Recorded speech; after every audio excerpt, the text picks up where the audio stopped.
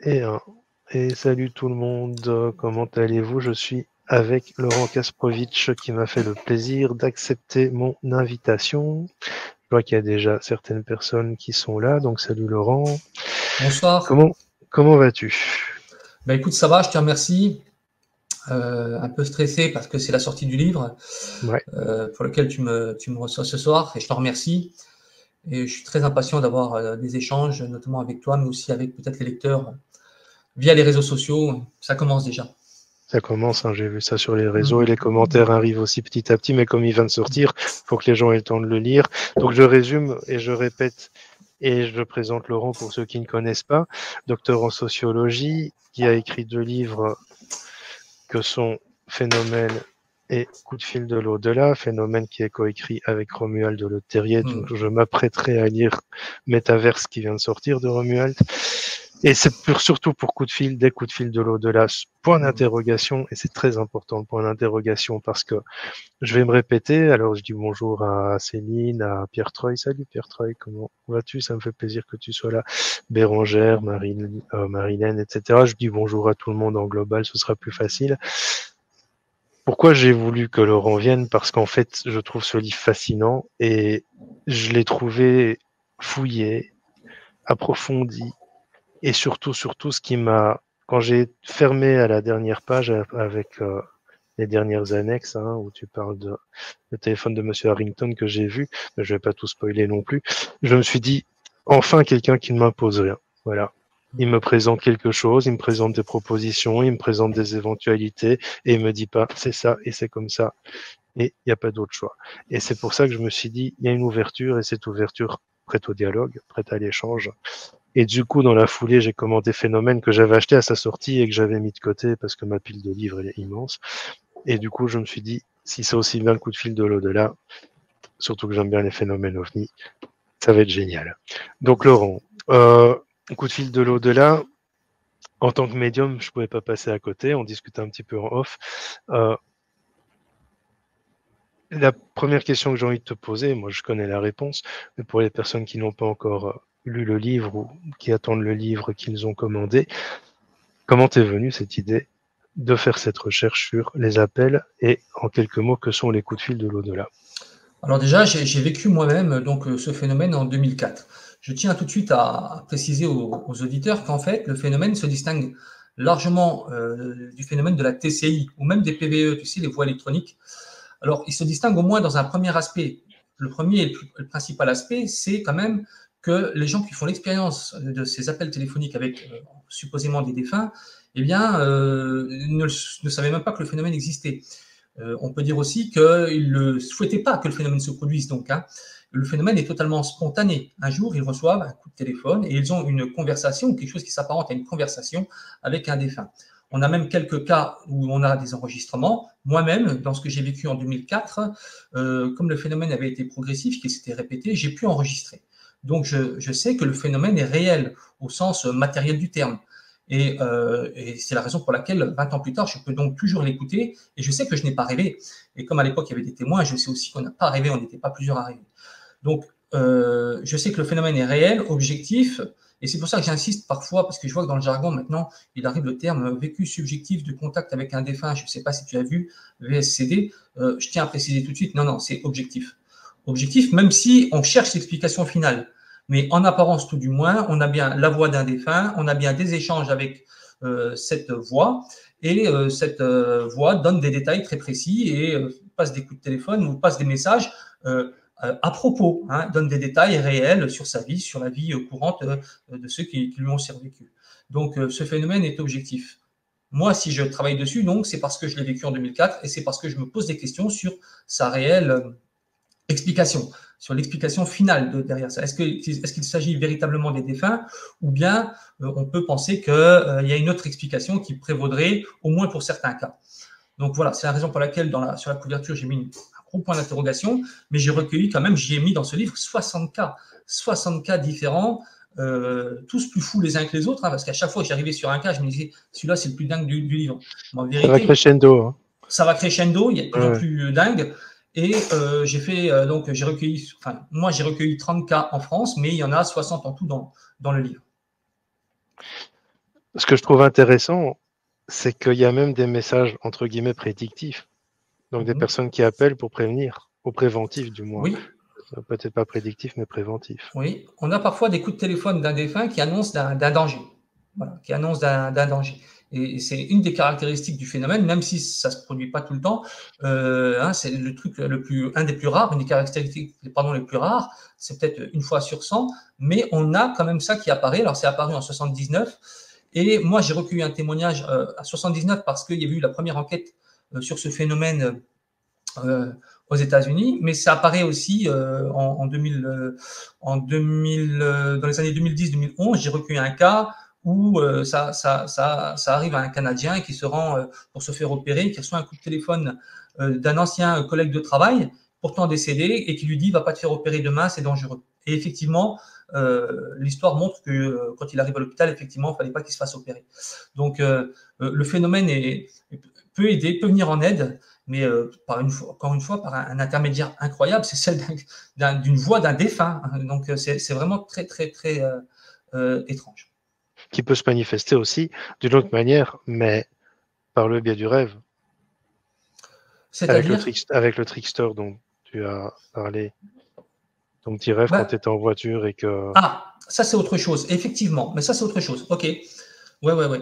Alors le phénomène est bien réel, hein, les coups de téléphone, il ne s'agit pas d'un rêve, etc. C'est bien réel, mais effectivement, on a des phénomènes qui nous viennent en aide aussi dans la vie de tous les jours, parfois sous la forme de ce qu'on pourrait appeler un ange gardien, ou de quelque chose qui va intervenir dans votre inconscient et qui va vous dire n'y va pas, ou fais pas ça, ou réveille-toi, tu es en train de dormir à ton volant. C'est ce qui m'était arrivé moi personnellement. Ça, c'était peut-être que 6 mois après le phénomène des coups de fil, j'ai eu ça. C'est-à-dire que j'étais en train de rouler sur l'autoroute plutôt vite et mort de fatigue, je me suis endormi.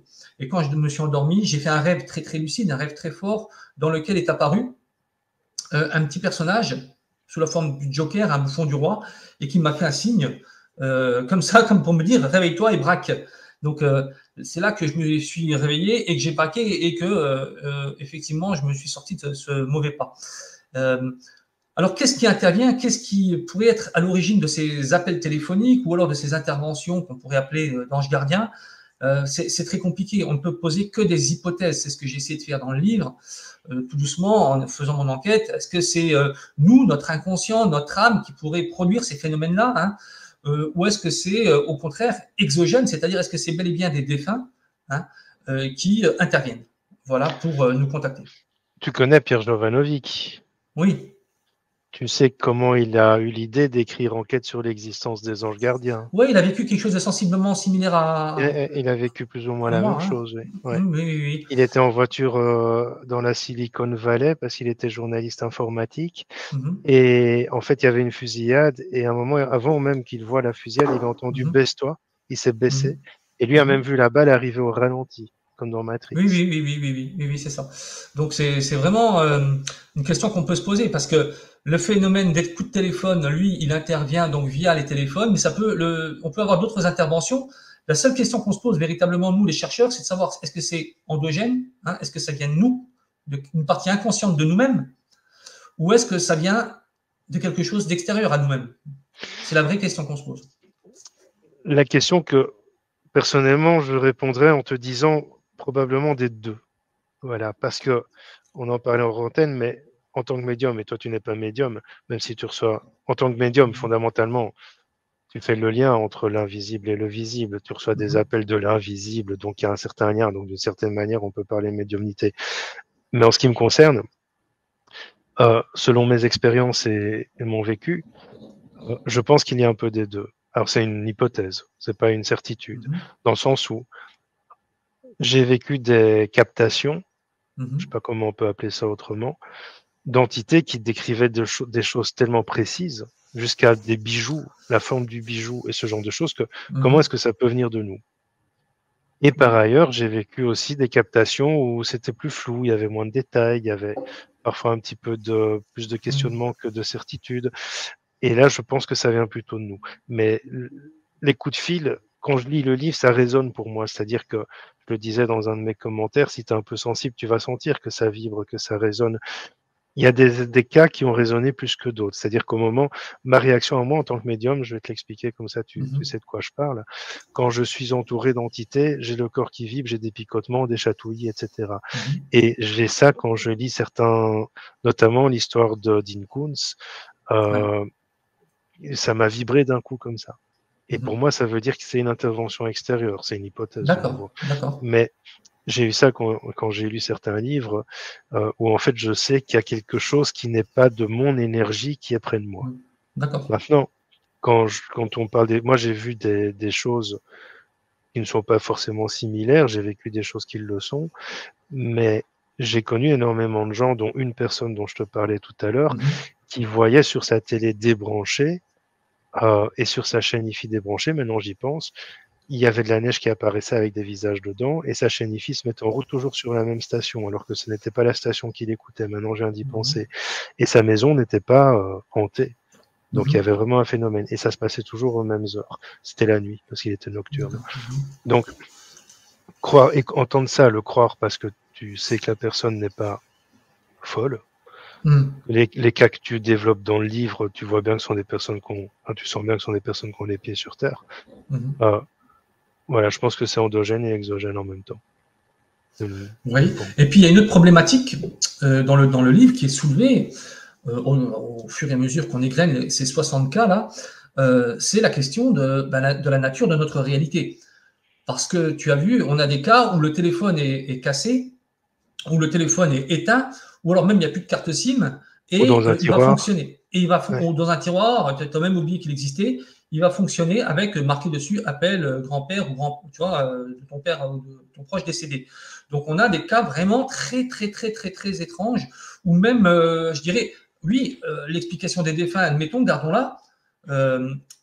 Bien sûr, alors, il n'y a rien qui permet de la rejeter pour la totalité des cas, bien sûr, mais en même temps, tu te dis, mais ça suffit quand même pas pour expliquer la folie du phénomène, parce que ton téléphone qui est cassé sans carte SIM débranchée quand il s'agit d'un téléphone fixe, il va se mettre à fonctionner. Et là, tu te dis, mais dans quelle réalité on est alors? Dans quelle réalité on est? Parce que même une énergie supplémentaire qui pourrait alimenter le téléphone ne suffit pas. Tu as des objets qui sont vraiment cassés et qui se mettent à fonctionner. Voilà. C'est un peu comme dans les films où tu as un jouet cassé au rebut et puis la nuit, il se met à fonctionner. Mais écoute, il y a dans ça quelque chose de vrai dans ces films-là où tu vois l'objet tout cassé et tout, effectivement, qu'il n'y a pas de pile et puis qu'il se met à fonctionner. Il y a quelque chose de vrai et que moi j'ai retrouvé dans mon enquête et que d'autres avaient retrouvé également dans d'autres enquêtes, parce qu'il y a eu l'enquête de 79 aux États-Unis, celle de Scott Rogo, et en 2012, il y a eu aussi une enquête faite par un universitaire, Callum Cooper, sur le sujet. Donc, on a des caractéristiques comme ça qui sont très étranges. Une autre en passant, des personnes reçoivent parfois un texto d'un proche décédé, parce que oui, le phénomène peut passer par les textos, aussi étrange que ça puisse paraître. Et donc, c'est signé, par exemple, c'est pour réassurer une semaine après le décès, par exemple, ne pleure plus, je t'aime, signé, machin. Et puis, la personne va le lire une fois, deux fois, elle va même le montrer à un proche. La troisième fois qu'elle essaie de le consulter, le texto a disparu. C'est valable aussi pour des messages sur le répondeur, par exemple. On a ça aussi, un message qui s'efface tout seul. Et là, tu te dis encore une fois, qu'est-ce que c'est que cette réalité, la nôtre, dans laquelle de tels phénomènes peuvent se produire? Dans les traditions récentes en ésotérisme, on considère que tous les champs électromagnétiques permettent aux entités en fait de puiser de l'énergie pour se manifester. Donc, à l'époque, c'était des lignes téléphoniques, des télégrammes, etc. Maintenant, on a des champs un peu plus développés, puisqu'il y a WhatsApp, il y a Telegram, justement, et tous ces nouvelles technologies. C'est ce qui me fait dire où va s'arrêter le phénomène. Déjà, d'une, est-ce qu'il va perdurer?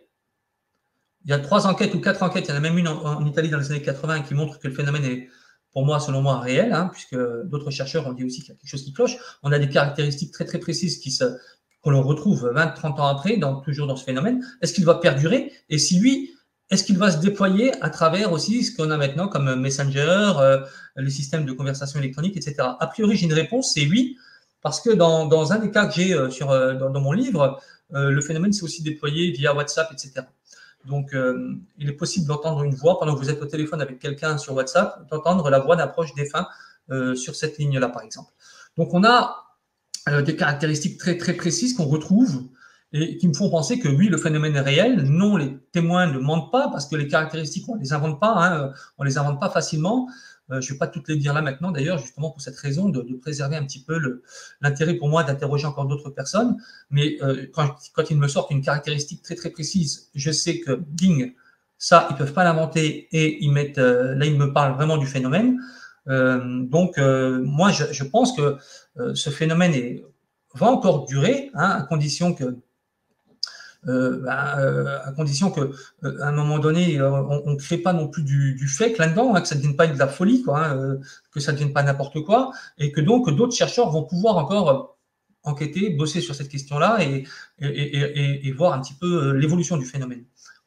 Je pense qu'on n'en est qu'au début de ces recherches, parce que il y a tellement de choses qui se passent et tellement de choses qui sont assez inexplicables pour l'instant, que je pense qu'on est qu'au début de ces recherches. Tu me fais penser en parlant que il y a quelques années, je pense que c'était en 2000, 2001, j'avais dû retourner vivre chez mes parents et il y avait ma chambre et dans la chambre il y avait la télé et je me suis réveillé une nuit alors que je n'avais pas allumé la télé la veille. Je me suis réveillé une nuit et en fait la télé était allumée. J'ai vu une émission. Et il y avait une émission que j'ai regardée 2-3 minutes et puis que j'ai éteint la télé. Et dans cette émission, il y avait un magicien. Et ce magicien faisait des tours. C'était un homme qui avait, je m'en souviens parfaitement, il avait les cheveux assez courts avec un bouc très bien taillé, les cheveux gris, les poils gris. Il avait une veste qui était dans les tons fuchsia et un t-shirt dans les tons mauve. Et c'était sur France 2 à l'époque, je pense. Et le matin, je me suis réveillé, j'ai directement été voir le magazine télé pour voir ce qui s'était passé cette nuit. Et en fait, c'était rien. Il s'était pas passé. C'était pas, officiellement, ça n'était pas passé. Il n'y avait pas d'émission dans le genre. Il y avait des rediffs d'infos, des rediffs de téléachat et ce genre de choses. Donc, il n'y avait pas d'émission de divertissement. J'en ai parlé à ma copine de l'époque qui m'a dit, oh, mais peut-être que c'était pas annoncé. Ils ont peut-être mis ça sans savoir, etc. Mais la personne, en fait, ça peut paraître bizarre parce que moi je suis pas magicien, mais je trouvais qu'elle me ressemblait ou qu'elle avait un air de moi, alors que j'étais un peu plus jeune quand même.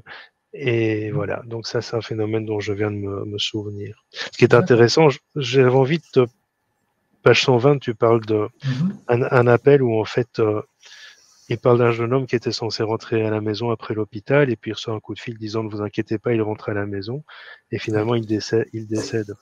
Et en fait, je voulais te le préciser au cas où tu ne le saurais pas que dans le langage spirituel, rentrer à la maison, ça veut dire on quitte la vie et on rentre à notre source. Oui, donc, oui. Alors, oui. Ça fait partie des cas dans la troisième partie plus dingues que les autres, hein, qu'on n'arrive pas à comprendre parce que parfois on entend la voix du défunt, mais on entend aussi des détails qui clochent, qui ne correspondent pas à ce qu'on voudrait entendre, ou comme un langage symbolique, hein, comme tu le dis à l'instant. Donc, il faut aussi interpréter ces cas-là, il ne faut pas les mettre sous le tapis, hein, sous prétexte qu'on a forcément tous envie de penser que c'est les défunts dans tous les cas qui nous appellent. Donc, on essaye à chaque fois d'analyser les cas-là et de les prendre aussi en ligne de compte. Là, tu me dis quelque chose d'intéressant. Il y a un autre cas aussi où il y a un message qui peut être compris sous deux sens différents. Elle va bien maintenant, alors qu'en fait, elle est décédée, tu vois. Tu l'as lu, hein. Tu vois, ça peut être contradictoire, mais alors, c'est caractéristique aussi peut-être de ce langage un peu symbolique, hein, qui peut être également présent dans les phénomènes dits paranormaux souvent, ou dans les manifestations très très étranges, où là on a plus du symbolique, où on a à la fois quelque chose qui est dit sur le fond qui est vrai, avec un petit détail qui va nous étonner, qui va nous surprendre, qui va nous prendre à rebours et qui va nous faire douter malheureusement de ce qui est dit et de ce qu'on a vécu. Hein, parce que ça produit ces deux effets-là en même temps. D'un côté, on se dit tiens, il y a quelque chose de l'autre côté, puisque voilà, on est contacté. Apparemment, c'est bien en lien avec notre défunt, c'était sa voix, et en même temps, on a un petit truc bizarre qui nous laisse un petit goût un peu amer à nous, parce que c'est pas trop ce qu'on avait envie d'entendre. Voilà. C'est ça. Et ça aussi, il ou elle va, ou je vais bien maintenant, ou je suis en paix maintenant, c'est souvent une des premières phrases que j'entends quand je suis en captation avec une personne disparue. Ah, tu vois, ok. Très souvent. Ou je n'ai plus mal, par exemple. Et en fait, c'est parfois très perturbant parce que dans l'inconscient, la personne, une fois décédée, elle a eu ses douleurs, elle a eu tout ça, mais non, Mhm. elle est libérée de ses douleurs. Maintenant, ça dépend du niveau sur lequel se situe la personne décédée, parce qu'il y a plusieurs niveaux hein, dans Mhm. les mondes astraux. Pour peu qu'elle soit trop près de la Terre, elle sera toujours dans ses douleurs. Et j'avais eu ce cas-là il y a presque 25 ans avec une personne qui a eu un accident de voiture, le frère d'une amie, et en fait, il a eu sa jambe coincée en dessous du volant, et euh, il est décédé peu à peu pendant que les pompiers intervenaient, donc il est décédé Mhm. pendant l'intervention. Et en fait, donc cette fille me demande de contacter son frère. Je l'ai contacté dans un café. On s'était mis à Mhm. part dans le café, dans le fumoir à l'époque, et euh, j'avais reçu les messages de son frère. Et le premier message que j'ai entendu, c'est: je vais mal, sortez-moi de là. Ah. Et Mhm. puis il a continué son message. Et en fait, après le message, il m'a dit: je vais bien maintenant. Et je me suis Mhm. levé, je suis presque tombé. Ma jambe gauche, celle qui avait été coincée chez le jeune homme, euh, me faisait mal, mais une douleur impossible. On a dû me soutenir pour que je puisse sortir du café. J'ai Mhm. pas pu conduire pour rentrer chez moi. Et pendant presque 3 semaines, j'ai eu des difficultés à marcher. Donc tout ça pour dire que oui, à un moment, ils ont un message à transmettre, parfois par le téléphone, parfois par un médium, parfois par un autre média. Mais une fois que ce message est transmis, ça peut les libérer. Ouais. Mais Mais tu as vu quand même que dans le livre, moi je suis un chercheur, hein, donc j'évoque toutes les hypothèses, et je me mhm, demande, on en a parlé tout à l'heure, hein, si finalement certains de ces appels, de ces communications n'étaient pas produites par notre âme, c'est-à-dire ou par quelque chose qui est dans notre inconscient, que les anciens avaient appelé l'âme, et donc notre âme ou celle des défunts. Donc c'est une hypothèse que je formule hein, à la fin dans le livre, parce que il y a certains de ces appels qui sont vraiment très très bizarres, quoi. Vraiment très très bizarres. Euh, Parfois, tu as même, oui, ils rentrent pas dans une case un petit peu comme les autres, tu vois, où on peut se dire, oui, là, c'est les défunts. Donc, plus l'appel est bizarre, plus il est insensé. Parfois, l'appel n'arrive pas sur ton téléphone à toi, mais il arrive sur le téléphone de ton voisin, tu vois, ou sur son répondeur. Donc, tu te dis, pourquoi pas chez moi, puisque ça me concerne. Non, ça arrive sur le répondeur du voisin. Donc, des fois, tu te dis, comme le truc paraît à la fois contrôlé et pas contrôlé, peut-être que c'est produit par quelque chose qui est inconscient. Alors, inconscient à nous, peut-être, ou inconscient dans l'inconscient du défunt, c'est-à-dire son âme, pour dire les choses autrement. Mais alors, à ce moment-là, moi, je m'adresse au médium que tu es. Comment qu'on ferait la différence entre une partie consciente, volontaire, tu vois, une sorte de volonté de la part du défunt de nous contacter, ou alors une production de son âme. alors en fait, il y a plusieurs degrés là encore, parce qu'il y a l'âme, il y a l'esprit, il y a le fantôme aussi. Euh, on confond souvent les fantômes et les esprits. Le fantôme, il est très proche de nous, il est sur ce qu'on appelle le plan terrestre, dans Mhm. l'astral. Et le fantôme, c'est ce qu'on peut voir passer les murs. Mhm. J'ai des cas comme ça avec des odeurs, souvent avec des odeurs. Oui. J'avais un ami à l'époque dont le grand-père était décédé, et son grand-père faisait son café, et tous les matins quand il descendait, il sentait le café, mais personne ne buvait plus de café dans la Mhm. maison. Mhm. Et ou D'accord. alors son Mhm. petit ami était décédé aussi, et un jour il me dit: j'ai senti quelqu'un s'asseoir sur mon lit, et j'ai senti le parfum de mon petit ami, alors Mhm. qu'il est décédé écrasé par une voiture. J'ai eu ça avec mon Mhm. chien, moi. Ça, c'est le niveau Moi fantôme. aussi j'ai vécu ça. J'ai vécu ça, moi, personnellement. Mais Ouais. bizarrement, j'ai vécu ça avant un décès. 2 mois avant le décès, j'ai eu une odeur incroyable qui est venue sur moi, mais vraiment incroyable. Et c'était au sport en plus. Ça sentait le fleuri fort, fort, fort. Ça sortait de mon corps. Mes copains ont rigolé. Je suis repassé par chez ma mère. Je lui ai fait sentir. Elle a dit, c'est pas possible. Qu'est-ce que c'est que ça? Et c'était un truc de fou. 2 mois après, ma grand-mère a fait un malaise terrible et on lui a diagnostiqué une tumeur au cerveau. C'était fini, quoi. C'est-à-dire, il lui restait que quelques mois à vivre. J'ai l'impression que le phénomène est venu avant. Ou alors, j'ai été visité par quelque chose qui m'a annoncé que quelque chose allait mal se passer pour ma famille, quoi, parce que je tenais beaucoup à ma Tu grand-mère. sais, je connais quelqu'un, je vais pas la citer parce que j'ai pas son accord, mais je pense que tu dois la connaître, de près ou de loin, qui voit les gens en noir et blanc peu de temps avant Mhm. qu'ils ne meurent. Donc Ah, d'accord. ouais, c'est des phénomènes comme ça Ça, c'est qui intéressant. Mhm. je dirais qu'ils sont en antenne si tu veux, mais D'accord. euh, et c'est des phénomènes comme ça. Alors quand il m'a dit ça, je dis: j'espère que tu me vois en couleur, parce que je tiens encore à la vie. C'est des phénomènes comme ça. Moi, quand je perçois la mort, je vois je vois qu'en fait l'âme n'est plus. Alors, ne confondons pas âme et esprit en fait, parce que l'âme n'est pas dans le corps, hein, elle est quelque part. Et c'est l'esprit qui fait le lien entre le corps et l'âme. Et D'accord. donc, c'est l'esprit qui est capable, techniquement et spirituellement parlant, c'est l'esprit qui est capable de bouger un verre, un guéridon, ou de passer un appel. C'est l'esprit, c'est pas l'âme. Et l'esprit, c'est le deuxième stade. C'est qu'une fois que l'entité n'est plus fantomatique, ça peut mettre des siècles, elle devient l'esprit qui va poursuivre son chemin, son processus, et qui va aller dans ce qu'on appelle les salles de nettoyage. Et une fois ces salles de nettoyage passées, elle se relie totalement à son âme, et son âme va se réincarner. Mais tout ça pour dire que oui, l'esprit est capable d'interagir avec la matière pour peu qu'il soit suffisamment fort pour ça. Parce que un esprit faible ne peut pas interagir avec la matière. Un esprit qui n'est pas suffisamment nettoyé de son ancienne incarnation ne peut pas, parce qu'en fait, il ne va pas avoir la densité nécessaire. Mais on peut capter quand même l'esprit parce que sans le savoir, il y a une densité qui lui permet de monter les escaliers, de s'asseoir et de faire ce genre de choses. Beaucoup de craquements dans l'escalier sans raison, par exemple, et avec des ressentis quand tu es médium en plus, tu peux être quasi sûr que c'est un esprit qui passe par là. Il y a Je dis ça, mais il y a quelqu'un juste en face de moi, ça me, je vois juste une ombre. Il y a pendant très longtemps, j'avais une chaise ici derrière moi, et à la place de la bibliothèque, j'étais là quand je consultais, et mon consultant était là.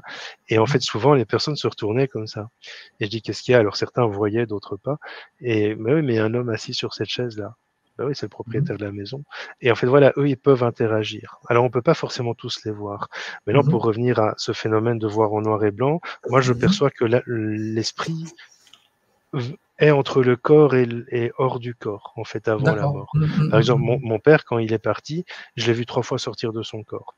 Donc, ce jour-là, quand il est parti à l'hôpital, j'ai dit à ma mère gentiment, écoute, voilà, faut se préparer, quoi. Et en fait, il revenait, chaque fois je l'appelais, papa, papa, et il revenait. Et 3 fois, je le voyais partir comme ça, et je voyais que son souffle de vie se dissipait. Et puis, il y a des gens qui vont en noir et blanc, il y a des gens qui sentent des odeurs aussi, effectivement. Il y a des gens qui captent en fait un message, comme quoi l'âme va bientôt quitter le corps, etc. Alors, tu vois, moi, je peux pas aller sur ce terrain-là, sur ces vocabulaires-là, parce que bah, je suis pas médium. Donc, voilà. Moi, j'ai expérimenté le phénomène-là, et crois-moi que c'est fort quand même, hein, c'est quelque chose de dingue.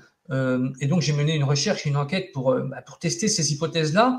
Mais quand même, moi, je vais sur le terrain de l'âme. Tu as vu, hein, dans la 3e partie, je vais sur ce terrain-là parce que, vu la production d'effets, de phénomènes, je me dis que ça, la volonté seule d'un défunt, ou en tout cas la même conscience que la nôtre, ne pourrait pas produire ça. On a des trucs de dingue. C'est-à-dire que, ou alors il y a une permutation ou une transformation de la conscience terrible. Et tu me diras, c'est peut-être logique, hein, parce que c'est un changement terrible quand même, apparemment. Mais parce que sinon, tu as des effets, des trucs pas possibles. Des fois, tu as la survenue de coïncidences dans la vie des gens, en même temps que le phénomène. Enfin bref, il y a plusieurs questions que je me pose. Je pose l'hypothèse aussi de l'âme. Mais également, je questionne encore une fois, pour y revenir, la nature de notre réalité.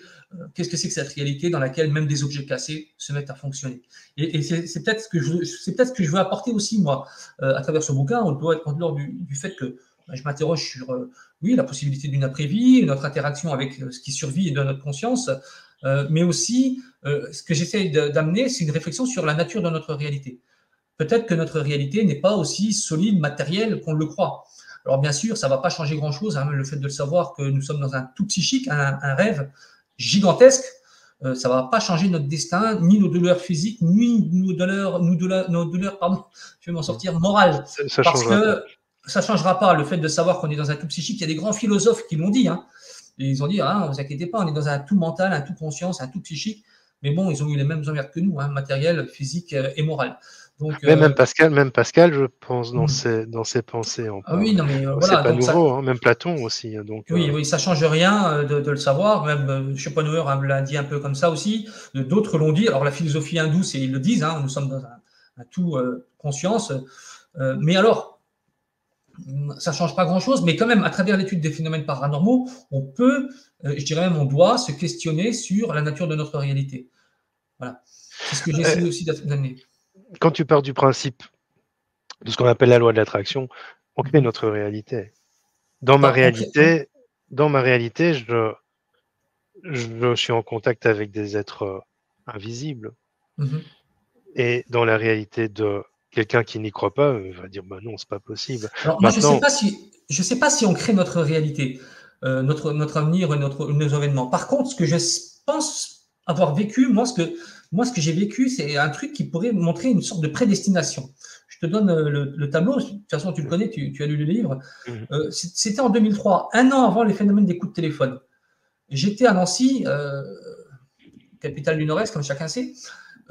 J'étais en train de me promener pas loin de la FNAC et j'étais avec mon frère et je lui parlais de la lucidité. Je lui disais, Baptiste, c'est le prénom de mon frère, dans la vie, il ne faut pas être trop lucide. Plus tu es lucide, plus tu risques d'être dépressif, hein, de te faire du moron pour rien, pour dire les choses. Vaut mieux être un peu naïf ou imbécile heureux, quoi. C'est-à-dire, te tracasse pas trop. J'étais content, j'avais ce mot lucidité à la bouche. On arrive à la FNAC, je ne sais pas pourquoi, on va directement au rayon livre et je vois un livre qui tombe d'un rayon, poussé par personne. Et j'ai le sentiment qu'il est pour moi. Je m'approche, je prends le livre, je le retourne. Le titre du livre, 2 heures de lucidité. C'est le mot que j'avais à la bouche les 20 dernières minutes, quoi. Tu vois, c'est un truc de fou. Et là, je me dis, mais putain, qu'est-ce qui s'est passé? Je te jure, j'ai eu un truc de. Voilà, j'ai eu un sentiment, ça m'a glacé le sang après. Je fais, qu'est-ce qui vient de se passer? Et le fait que ce soit un livre qui est tombé, tu sais, pour moi, c'est quand même symbolique dans ma vie parce que j'ai écrit une douzaine de livres. Ça, c'est le 12e en vérité. Mais même si c'est le plus solide sur le phénomène-là, avant, j'ai écrit des petits livres sur la culture de ma ville, j'ai écrit d'autres choses. Et puis, j'ai fait quelques livres sur le paranormal, dont celui-ci. Mais tu vois, c'est une sorte de prédestination. Un livre qui tombe, c'est pas par hasard. t'as vu Interstellar? Ouais, magnifique. J'ai beaucoup Magnifique, mais aimé. moi J'ai aussi. beaucoup aimé. Au-delà de ça, tu vois qu'il y a une interaction au niveau des flux temporels, finalement. Parce que, Peut-être. bon, je vais pas te cacher que les travaux de Guillemont, ils me fascinent, mais je comprends pas tout. Mais il y a une interaction. Et puis, il y a des travaux qui, moi, m'intéressent beaucoup aussi, c'est ceux de Garnier Mallet. Il y a des interactions pour moi, alors c'est ma croyance, hein, de nouveau, c'est La pas une... double flèche du temps, c'est ça, hein? Ouais, c'est ça, la double causalité.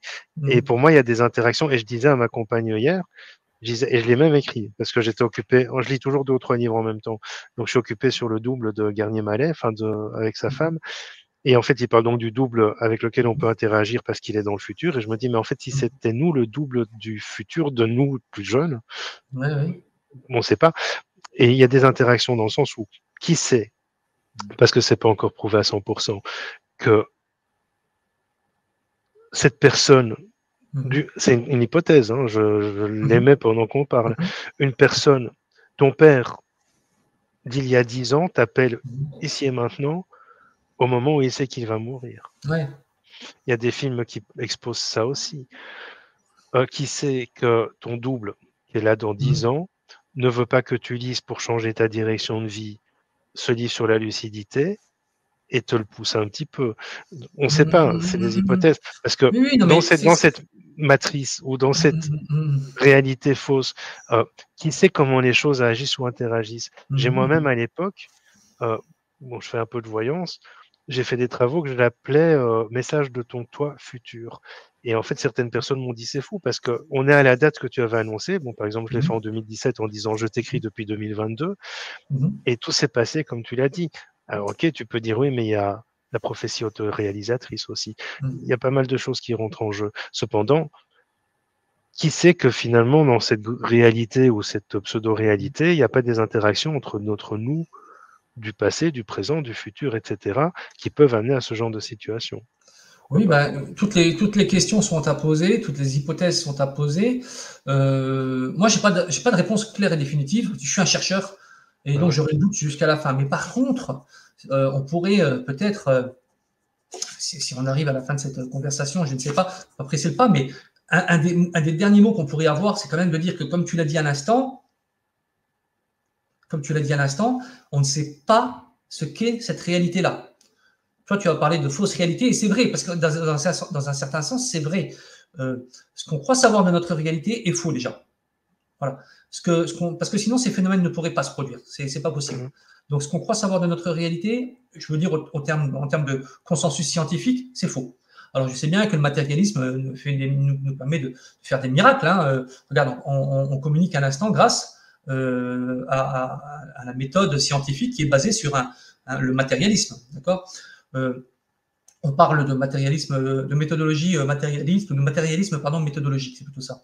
Donc, lui, la science fonctionne sur ce présupposé que la conscience, c'est seulement dans nos cerveaux et que les objets sont à l'extérieur de notre volonté. Pourtant, ces phénomènes-là nous montrent le contraire. Ils nous montrent une influence du psychisme, même si c'est le nôtre, ou alors celui des défunts, ou alors celui de quelque chose d'autre, sur nos appareils, nos téléphones. Et là, pour qu'il y ait une influence du psychisme sur les objets, il faut que ça forme un tout, un système. On peut appeler ça une matrice.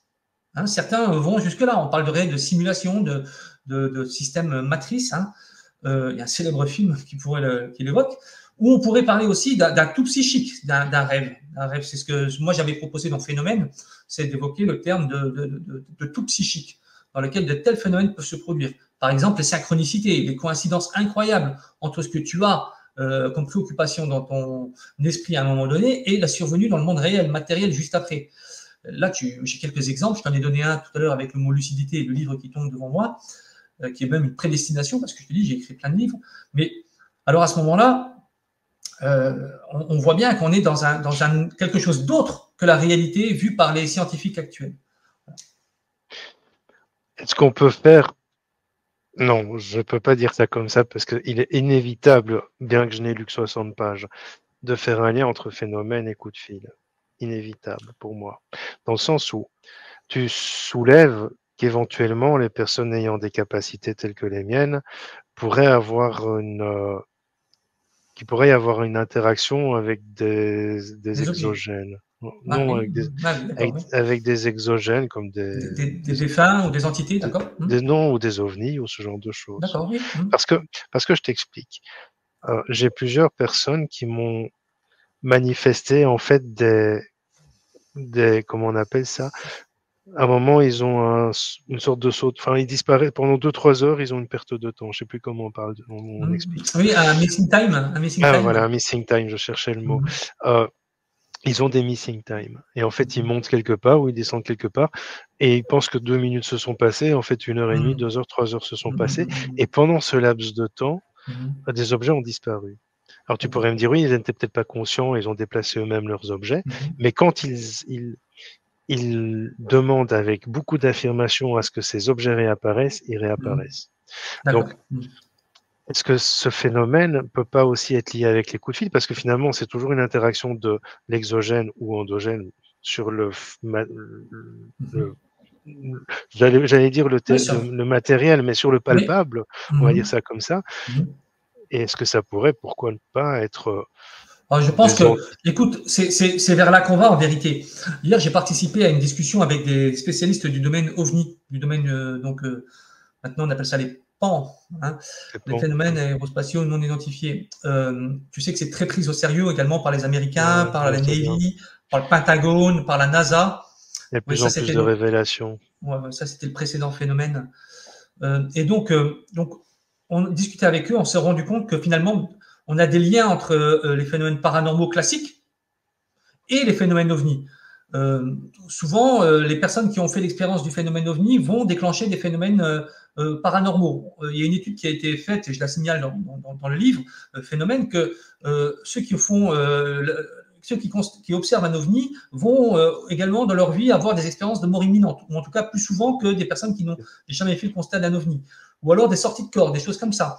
De même, tu as des terrains comme aux États-Unis, il y a un ranch très célèbre, le Skinwalker Ranch, dans lequel on voit à la fois des phénomènes aérospatiaux non identifiés, hein, des ovnis pour le dire classiquement, mais également on a des phénomènes de type poltergeist, des phénomènes donc paranormaux au sens classique du terme.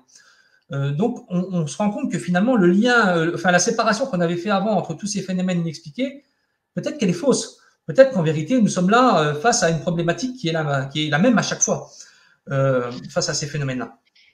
Si tu as déjà entendu parler de Jean-Charles Moyen ou de David Rousseau, en fait, ils ont des expériences d'abduction.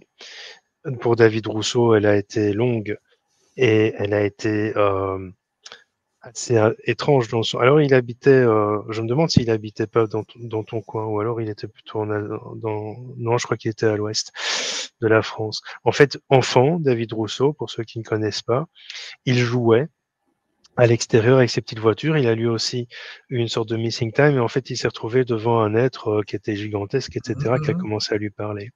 mhm, Pardon. Et il aurait été abducté. Et en mhm, fait, il aurait été abducté pendant 20 ans. Il était sur d'autres planètes. mhm, Ça, c'est selon ses dires, hein, mais ça me mhm, parle très fort ce qu'il écrit. Il était sur d'autres planètes. Il a grandi sur ces autres mhm, planètes. Et en fait, grâce à des lits de régénération, il mhm, a été régénéré à l'âge où il a été abducté et ramené au moment où il a été abducté. Donc ses parents n'ont jamais vu disparaître. mhm. Sauf qu'il a eu un missing D'accord. time de Oui, oui, quelques heures ben, à ce moment-là. tu as aussi des expériences, des expériences de mort imminente qui te disent que ils sont restés des années de l'autre côté, tu vois. Ouais. Et pour nous, ça a été 20 secondes, enfin, en temps terrestre, ça a été 20 secondes, 30 secondes, le temps de réanimer la personne, mais la personne peut décrire des mois, voire des années. Il me semble que Eben Alexander, tu sais, qui a écrit Ouais. dessus beaucoup, qui a eu un grand succès mondial sur ce sujet-là, décrit une période très très longue de Le l'autre temps ne côté. s'écoule pas le temps ne s'écoule pas de la même manière. En fait, le temps ne s'écoule pas en linéaire de l'autre côté. Il s'écoule en spirale. Et donc, en fait, le passé, le présent, le futur. J'avais expliqué ça un jour. Je sais pas d'où ça m'était venu. C'est comme si tu marches dans un tunnel, mais tu vois pas Mhm, un bête tunnel. Un mhm, tunnel où il y a des choses qui se passent. Tu vois des gens, mhm, tu croises un petit marchand de hot dog, etc. Et tu mhm, avances dans ce tunnel. Et puis à un moment, tu décides de faire demi-tour. Ces gens sont toujours là. mhm. Mais ce qui était devant toi que tu n'as pas encore atteint est déjà là. Et en D'accord. fait, c'est ça la notion de temps en spiritualité. Mhm, C'est-à-dire que on entend souvent le passé n'existe pas ou le futur n'existe pas, c'est aujourd'hui qui compte. En mhm, spiritualité, dans les textes primordiaux, dans les textes mhm, anciens, mhm. euh, on dit clairement que passé, présent et futur existent tous en même temps. D'accord. Et donc, en fait, il est possible de revenir dans son passé, tout comme d'aller déjà dans son futur.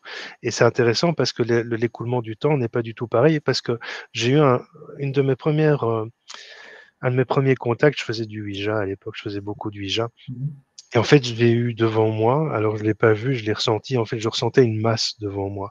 mhm, Et j'ai commencé à parler mentalement avec cette personne. Et cette personne, en fait, cherchait son équipage. C'était un ancien viking. Il était mort il y a d'accord. plusieurs siècles. Et en fait, il attendait son équipage pour remonter sur son navire. Donc, dans Mhm, sa réalité à lui, alors qu'il était mort, euh, moi, c'était complètement inconnu de moi à l'époque. Donc, en ce qui me concerne, je pense pas pouvoir l'avoir inventé parce que je connaissais pas ce genre de situation. mhm, Bien que on sait jamais au niveau inconscient, mais bon. Et donc, il attendait son équipage pour repartir sur son navire, mais en fait, on mhm. lui a appris qu'il était désincarné, qu'il était mort. D'accord. Nous, le lui avons appris. Et donc, pour lui, il était toujours dans son moment présent, alors que Mhm. plusieurs siècles s'étaient écoulés.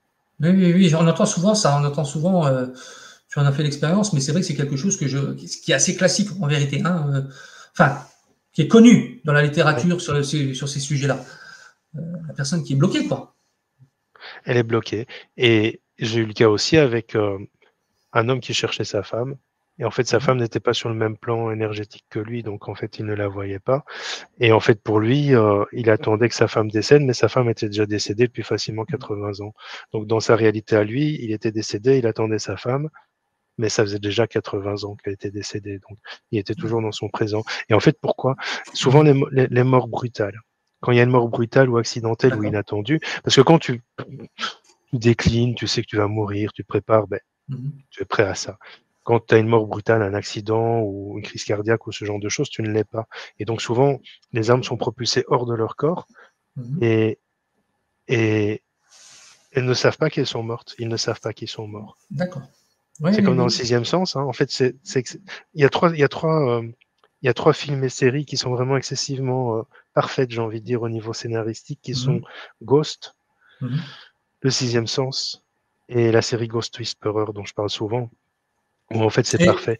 et les autres avec Nicole Kidman, ça te parle aussi? Ça t'a parlé Les aussi? autres, pour moi, les autres, je l'ai pas interprété comme ça. Pour moi, je l'ai interprété sur un mélange de deux dimensions. Je l'ai pas Mhm. interprété sur des morts et des vivants. Pourtant, Pour moi, c'est comme ça que la majorité c'est des gens l'ont interprété comme ça. c'est comme ça que la majorité des gens l'ont Ouais. interprété. Pourtant, moi, Et ça toi, n'a pas non. été ma D'accord. première perception.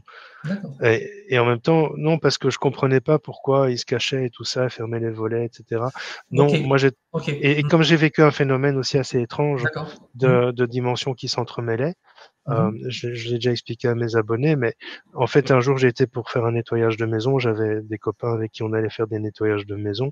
Et en Mhm. fait, la dame m'expliquait que euh, ils ont agrandi la maison, ils ont abattu des murs, etc. Et en fait, leur fils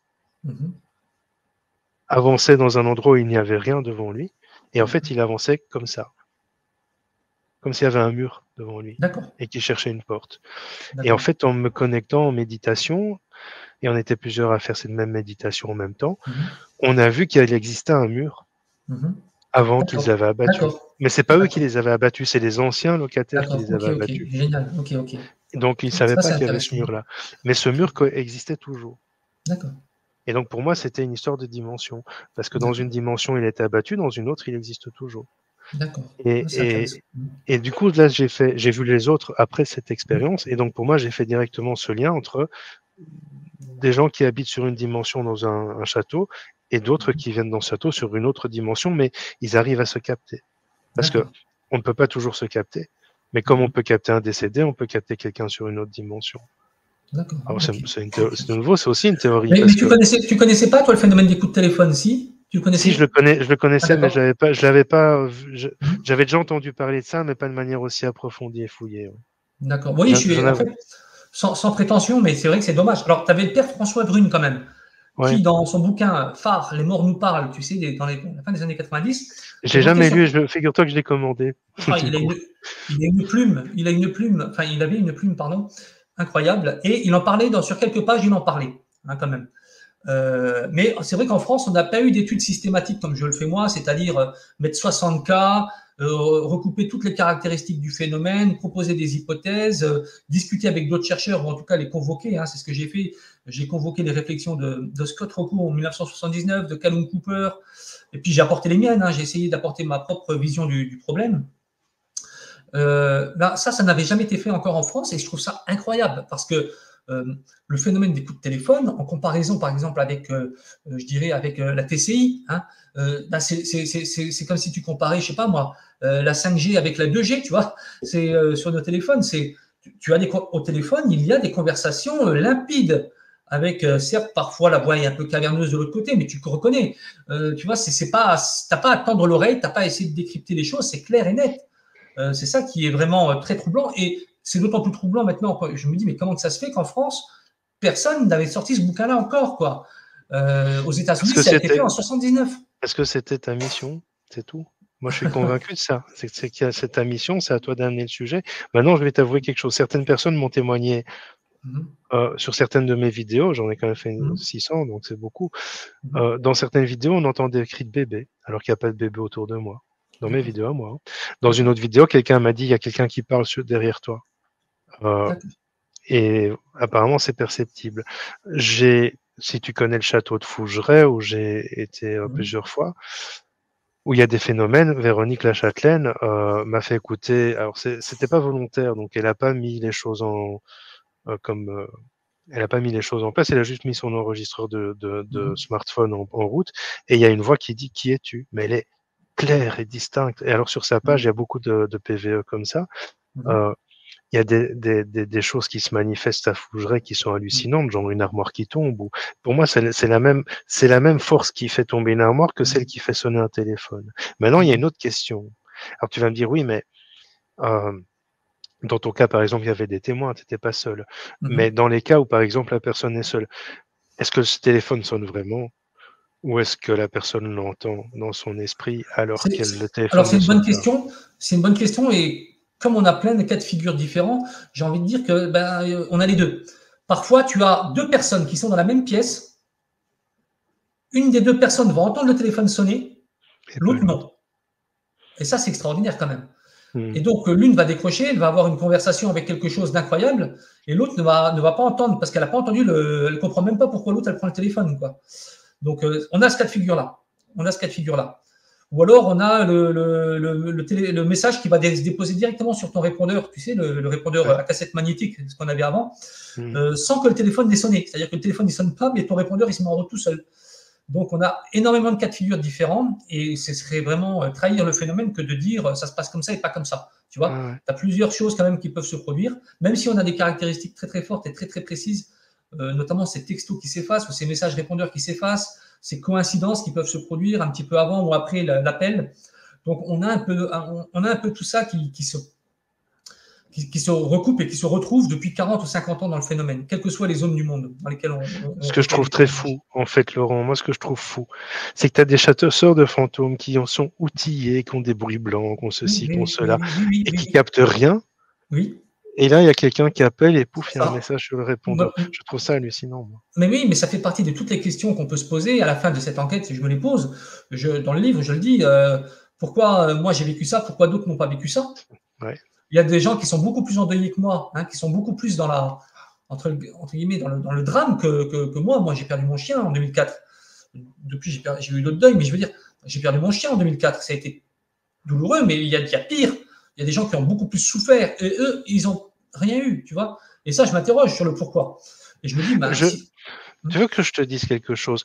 Est-ce que tu peux faire un lien entre la plupart des personnes qu'en tout cas toi tu as pu interroger ou côtoyer et Mhm, toi-même mhm, sur une certaine ouverture d'esprit?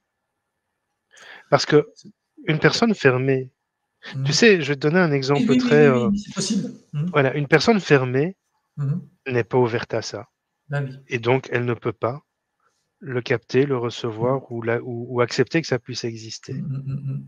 J'ai, C'est, j'ai, c'est, j'- Oui, C'est vrai vas-y. que je pense qu'il y a un peu les deux. Un, il faut être, entre guillemets, ouvert ou, pas, ou surtout ne pas être fermé, ne pas être formaté, fermé.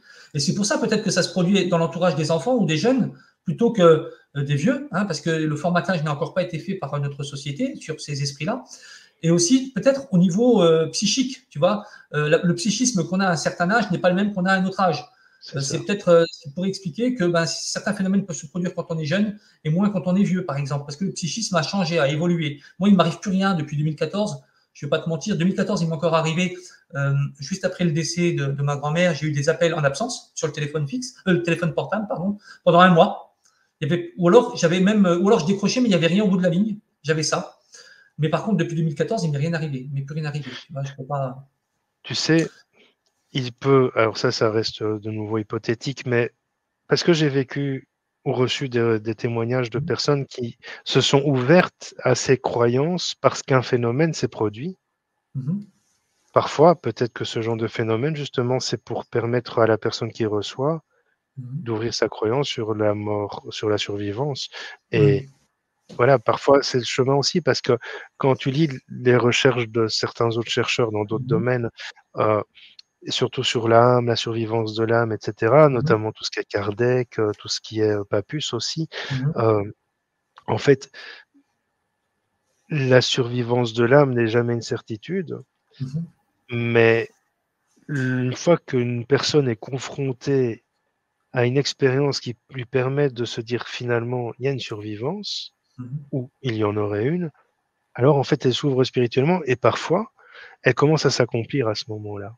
Mhm. Ce qu'il y a aussi dans ces recherches-là, ce qu'on appelle des clés de réveil. Et dans mes recherches aussi, j'ai découvert ça. C'est-à-dire que moi, je recherche beaucoup dans l'énergétique, etc.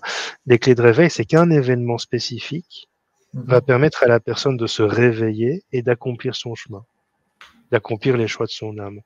Et parfois, D'accord. Ouais. Mhm. ces événements sont un accident, parfois c'est la perte d'un être cher, parfois c'est le Mhm. ras-le-bol du Mhm. boulot, et parfois ça peut être un appel de l'au-delà. Alors c'est vrai que Voilà, moi, par exemple, avec ce que j'ai vécu, et avec ce destin d'écrire des livres, finalement, je ne peux pas te donner tort, tu vois. Une sorte de prédestination ou de destin, d'accomplissement, tu vois, de parcours qui doit être fait. J'ai l'impression, en tout cas, que ça se passe comme ça, quoi.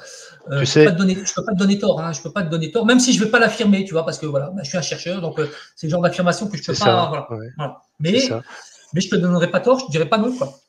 Tu sais, mon expérience personnelle, j'ai fait mon expérience de mort imminente à 18 ans. Euh, je suis rentré à l'université pour devenir journaliste Mhm, scientifique. Et pendant mon cursus, j'ai eu un gros accident de voiture duquel je suis sorti quasi indemne. J'ai fait 3 tonneaux, j'ai rebondi contre un arbre, je suis retombé sur le flanc de la voiture. Les gendarmes étaient étonnés que je sois sorti comme ça debout de la voiture. Bon, j'ai eu une petite commotion cérébrale et puis par la suite des problèmes de cervicale, une hernie, etc. Mais sur l'accident, j'ai rien eu. J'avais l'intuition, bizarrement, j'étais près de chez mes parents, j'habitais près de l'université. Je cherchais une place pour me garer. J'ai fermé ma fenêtre, j'ai fermé mon toit ouvrant, j'ai décroché ma ceinture.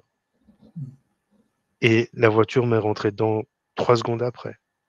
d'accord. Et les gendarmes m'ont dit heureusement que tu n'avais pas ta ceinture, tu as pu te propulser sur le siège passager, sinon tu serais mort.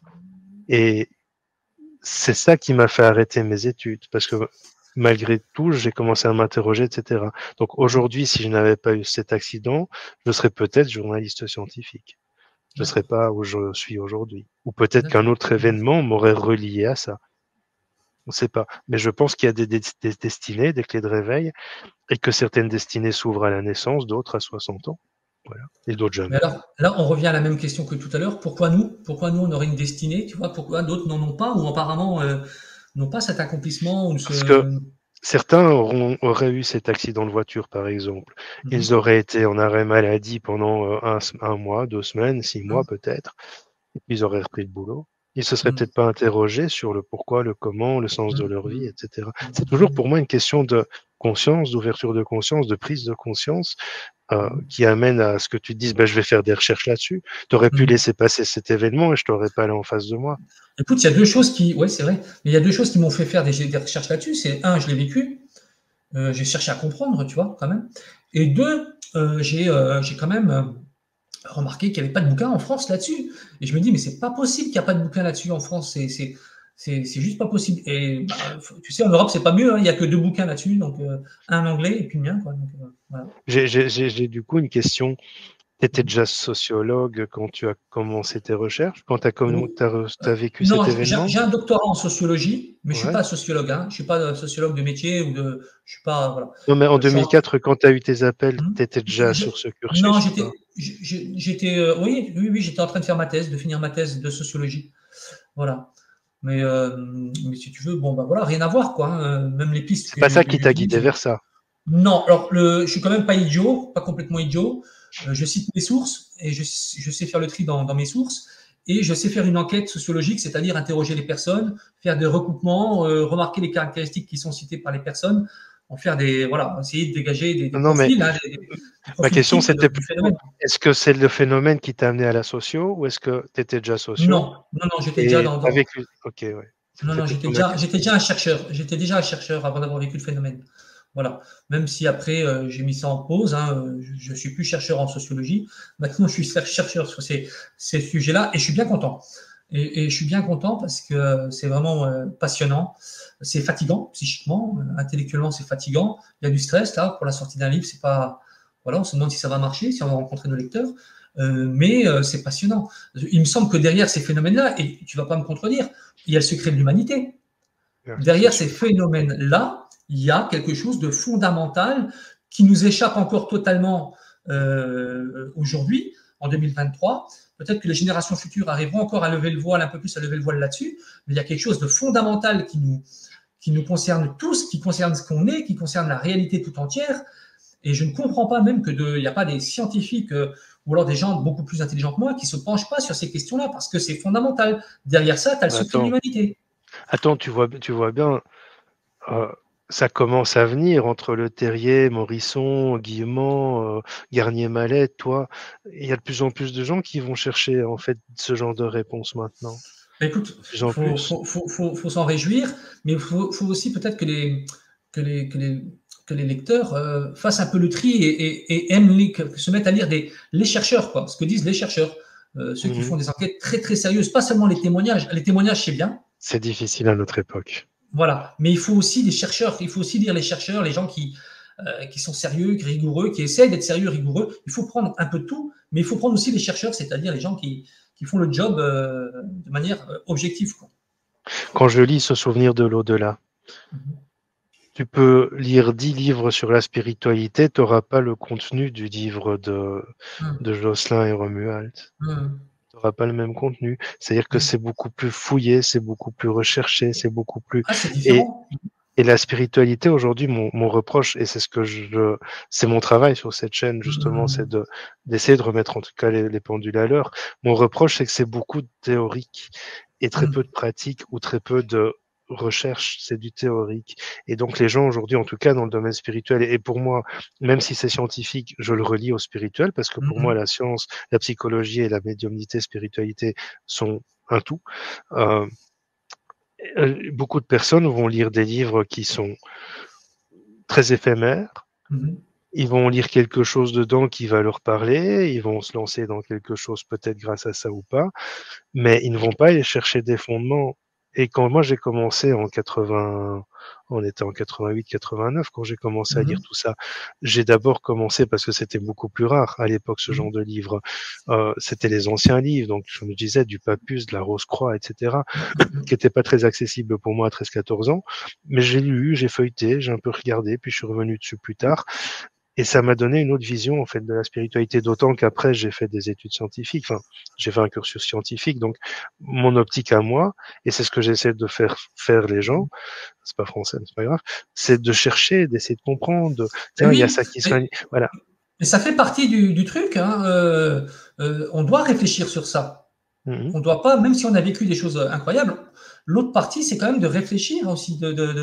Tu peux pas faire, tu peux pas tomber dans la religion entre guillemets. Hein, non, tu es obligé de faire, d'utiliser enfin ton cerveau. Je veux dire, ta partie rationnelle pour essayer de remettre du sens dans ce que tu as vécu et d'avancer quoi. Avec ça quoi. Tu dois. Enfin, il me semble. Hein, Tu sais, c'est pour. oui, c'est une évidence. Et pour en revenir à ce qu'on disait tout à l'heure en off, je crois, euh, finalement, discuter avec une entité décédée, Mhm. une entité vivante, pour moi, c'est pareil. Mais il m'a fallu presque 15 ans pour comprendre qu'est-ce que je captais et à qui Mhm. Voilà. et qui me parlait, on va dire. Voilà. Mhm. Parce qu'au départ, je croyais que c'était une âme, et puis je croyais que c'était une entité, puis un ange, Mhm. puis un machin. Et en fait, Mhm. j'ai juste compris que c'est de la personne qui me parlait. C'est-à-dire qu'en fait, Mhm. je communique avec l'énergie de la personne. Mhm. C'est comme si j'étais décodeur de son énergie. Et une fois que j'ai compris ça, en fait, ça m'a permis d'aller beaucoup plus loin dans le travail. Parce que pour moi, il n'y a pas de différence entre contacter un décédé ou un vivant, même si c'est pas toujours le même niveau de fréquence. Pour moi, tout est question de fréquence. Et c'est vrai que quand un vivant est devant toi, ben, c'est plus facile à contacter qu'une entité qui est sur notre fréquence Mhm. énergétique.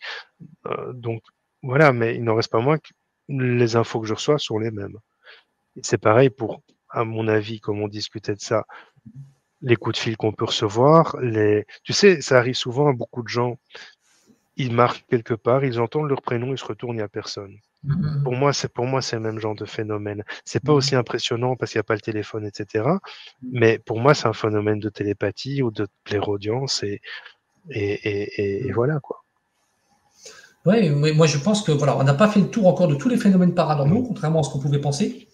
Je pense que le spectre est plus large, le spectre est plus large, et que je pense que voilà, c'est bien. Je vois que le milieu de l'édition est traversé par plein de nouveaux ouvrages qui sortent sur ces sujets. Alors, le phénomène des coups de téléphone, non, il n'était encore pas traité. Il y en aura peut-être d'autres. Et j'invite d'autres chercheurs à continuer la recherche, hein, si ce n'est pas moi qui la poursuis. Donc, d'autres, je les invite à poursuivre la recherche sur ces phénomènes-là. Il C'est le faut fun. toujours quelqu'un pour ouvrir la voie. Hein. Voilà.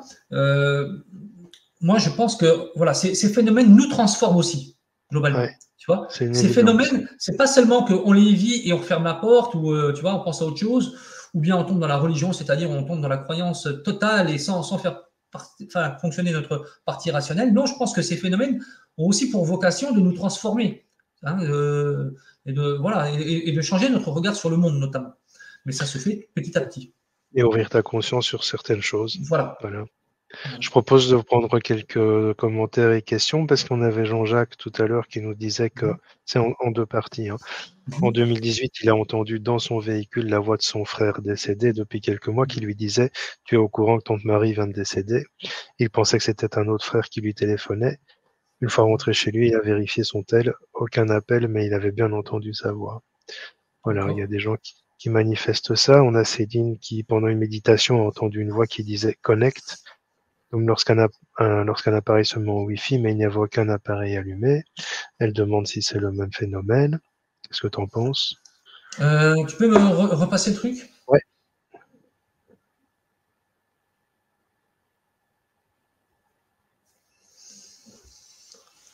Pour moi, ça Difficile, ne l'est difficile à dire. Difficile à pour dire. moi, Là, ça ne l'est franchement, c'est pas. très difficile. Ouais, c'est très difficile. Ça peut être.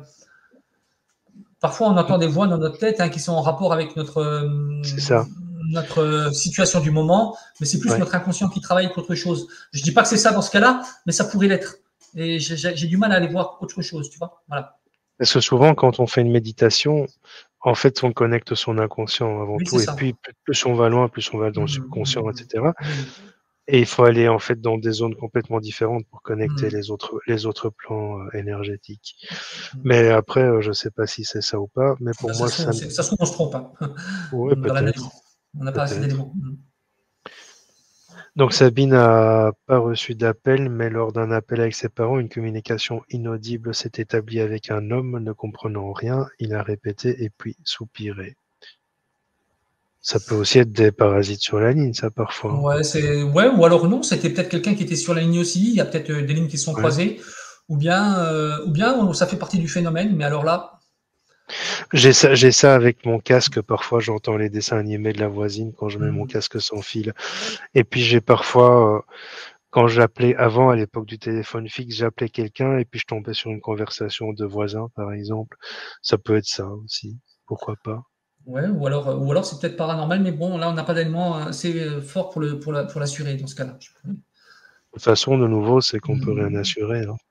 Ben, là, non. Il y a d'autres cas où, voilà, les cas que j'ai mis dans mon livre, voilà, c'est clair et net. C'est la voix du défunt, etc. C'est Ouais. enregistré, ou voilà, il y a eu plusieurs témoins. Ce Là, qui c'est est pas le cas là. impressionnant dans les témoignages, c'est que, à part une personne, si je me souviens bien, qui n'a pas reconnu la voix de sa mère ou de sa grand-mère, Oui, c'est vrai. euh, ils reconnaissent tous Mm. la voix. Oui, oui, oui, oui, oui, oui, oui, oui, oui, oui, oui, oui. C'est ça qui est Il fort, c'est que n'y a il pas y de a eu doute possible. j'ai qu'un cas où la personne qui appelle donne des détails incroyables, elle donne même le prénom du chien, elle te donne tout, quoi. Ouais. Mais par contre, c'est pas savoir. Voilà, c'est pas savoir. Et pourtant, elle t'appelle par ton prénom, elle te donnera le nom de ton chien, etc.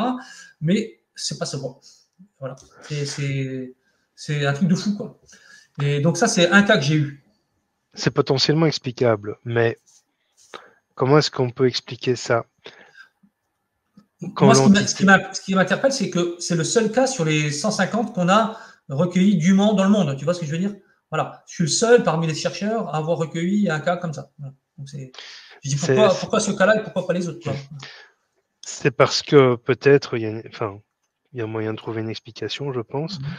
parce que au niveau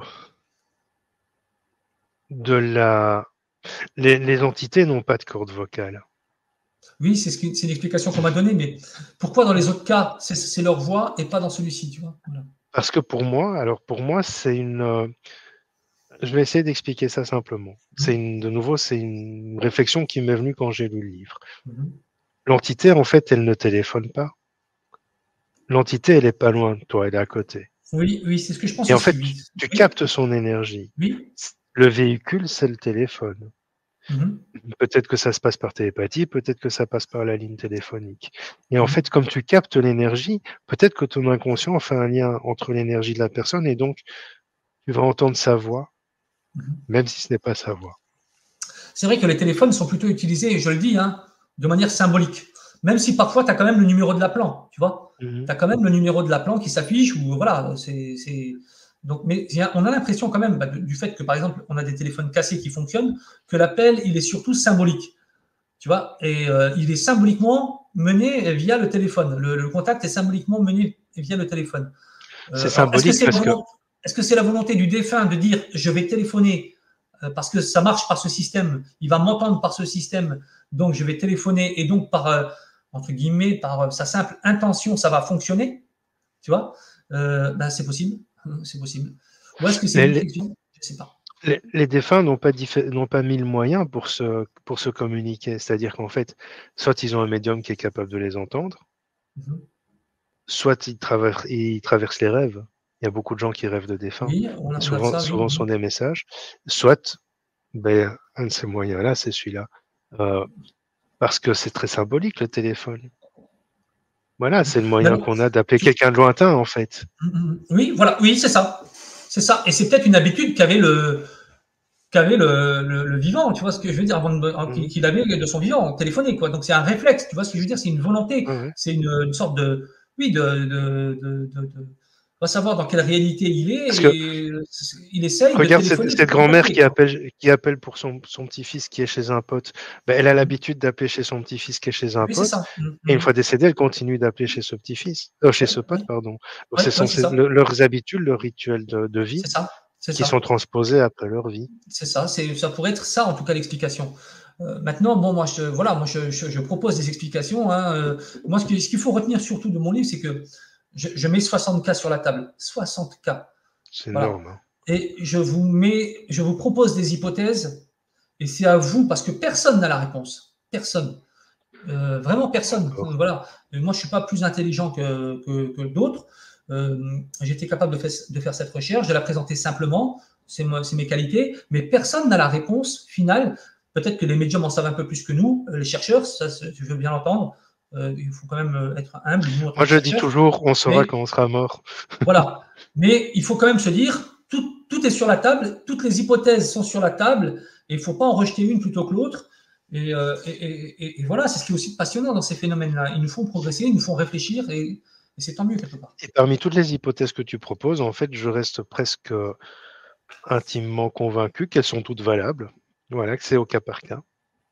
Il est possible qu'il y ait plusieurs explications selon les phénomènes, selon les cas, selon les survenus Mhm. du cas. C'est ce que j'ai pensé également en rédigeant la conclusion, c'est de me dire, bon, ben, finalement, il y a peut-être plusieurs explications, parce que tu vois, là, dans ce cas-là, on dirait que c'est vraiment le défunt, quoi, parce qu'il vient de décéder, et juste après, ça sonne sur 2 ou 3 appareils téléphoniques de la famille. C'est fort, quoi.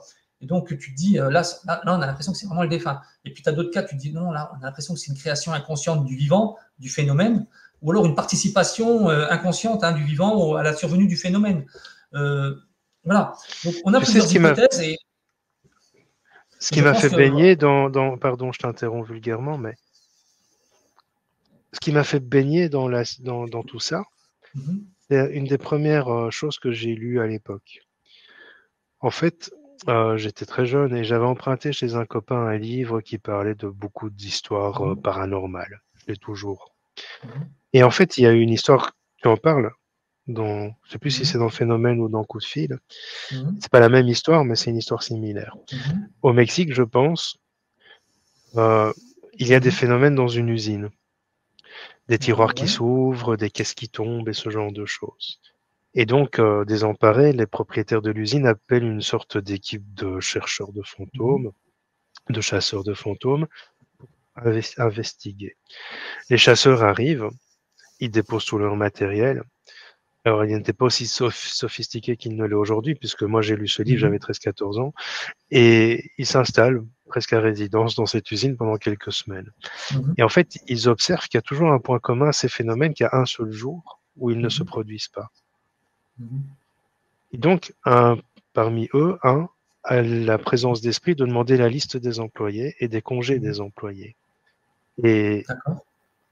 ils ont remarqué qu'en fait, le jeudi, 2 employés avaient congé. Et ce qu'ils ont demandé, c'est que ces employés soient en congé payé pendant une semaine, Mhm, tous les deux. Pendant une mhm, semaine, pas de phénomène. mhm, Et puis, ils ont demandé à ce qu'on réintroduise un à la fois. mhm, Le premier employé revient pendant 2-3 jours, pas de mhm, phénomène. Le deuxième employé revient, les mhm. phénomènes reproduisent. D'accord. Voilà. Donc, en fait, leur conclusion, c'est que Déduction, ouais.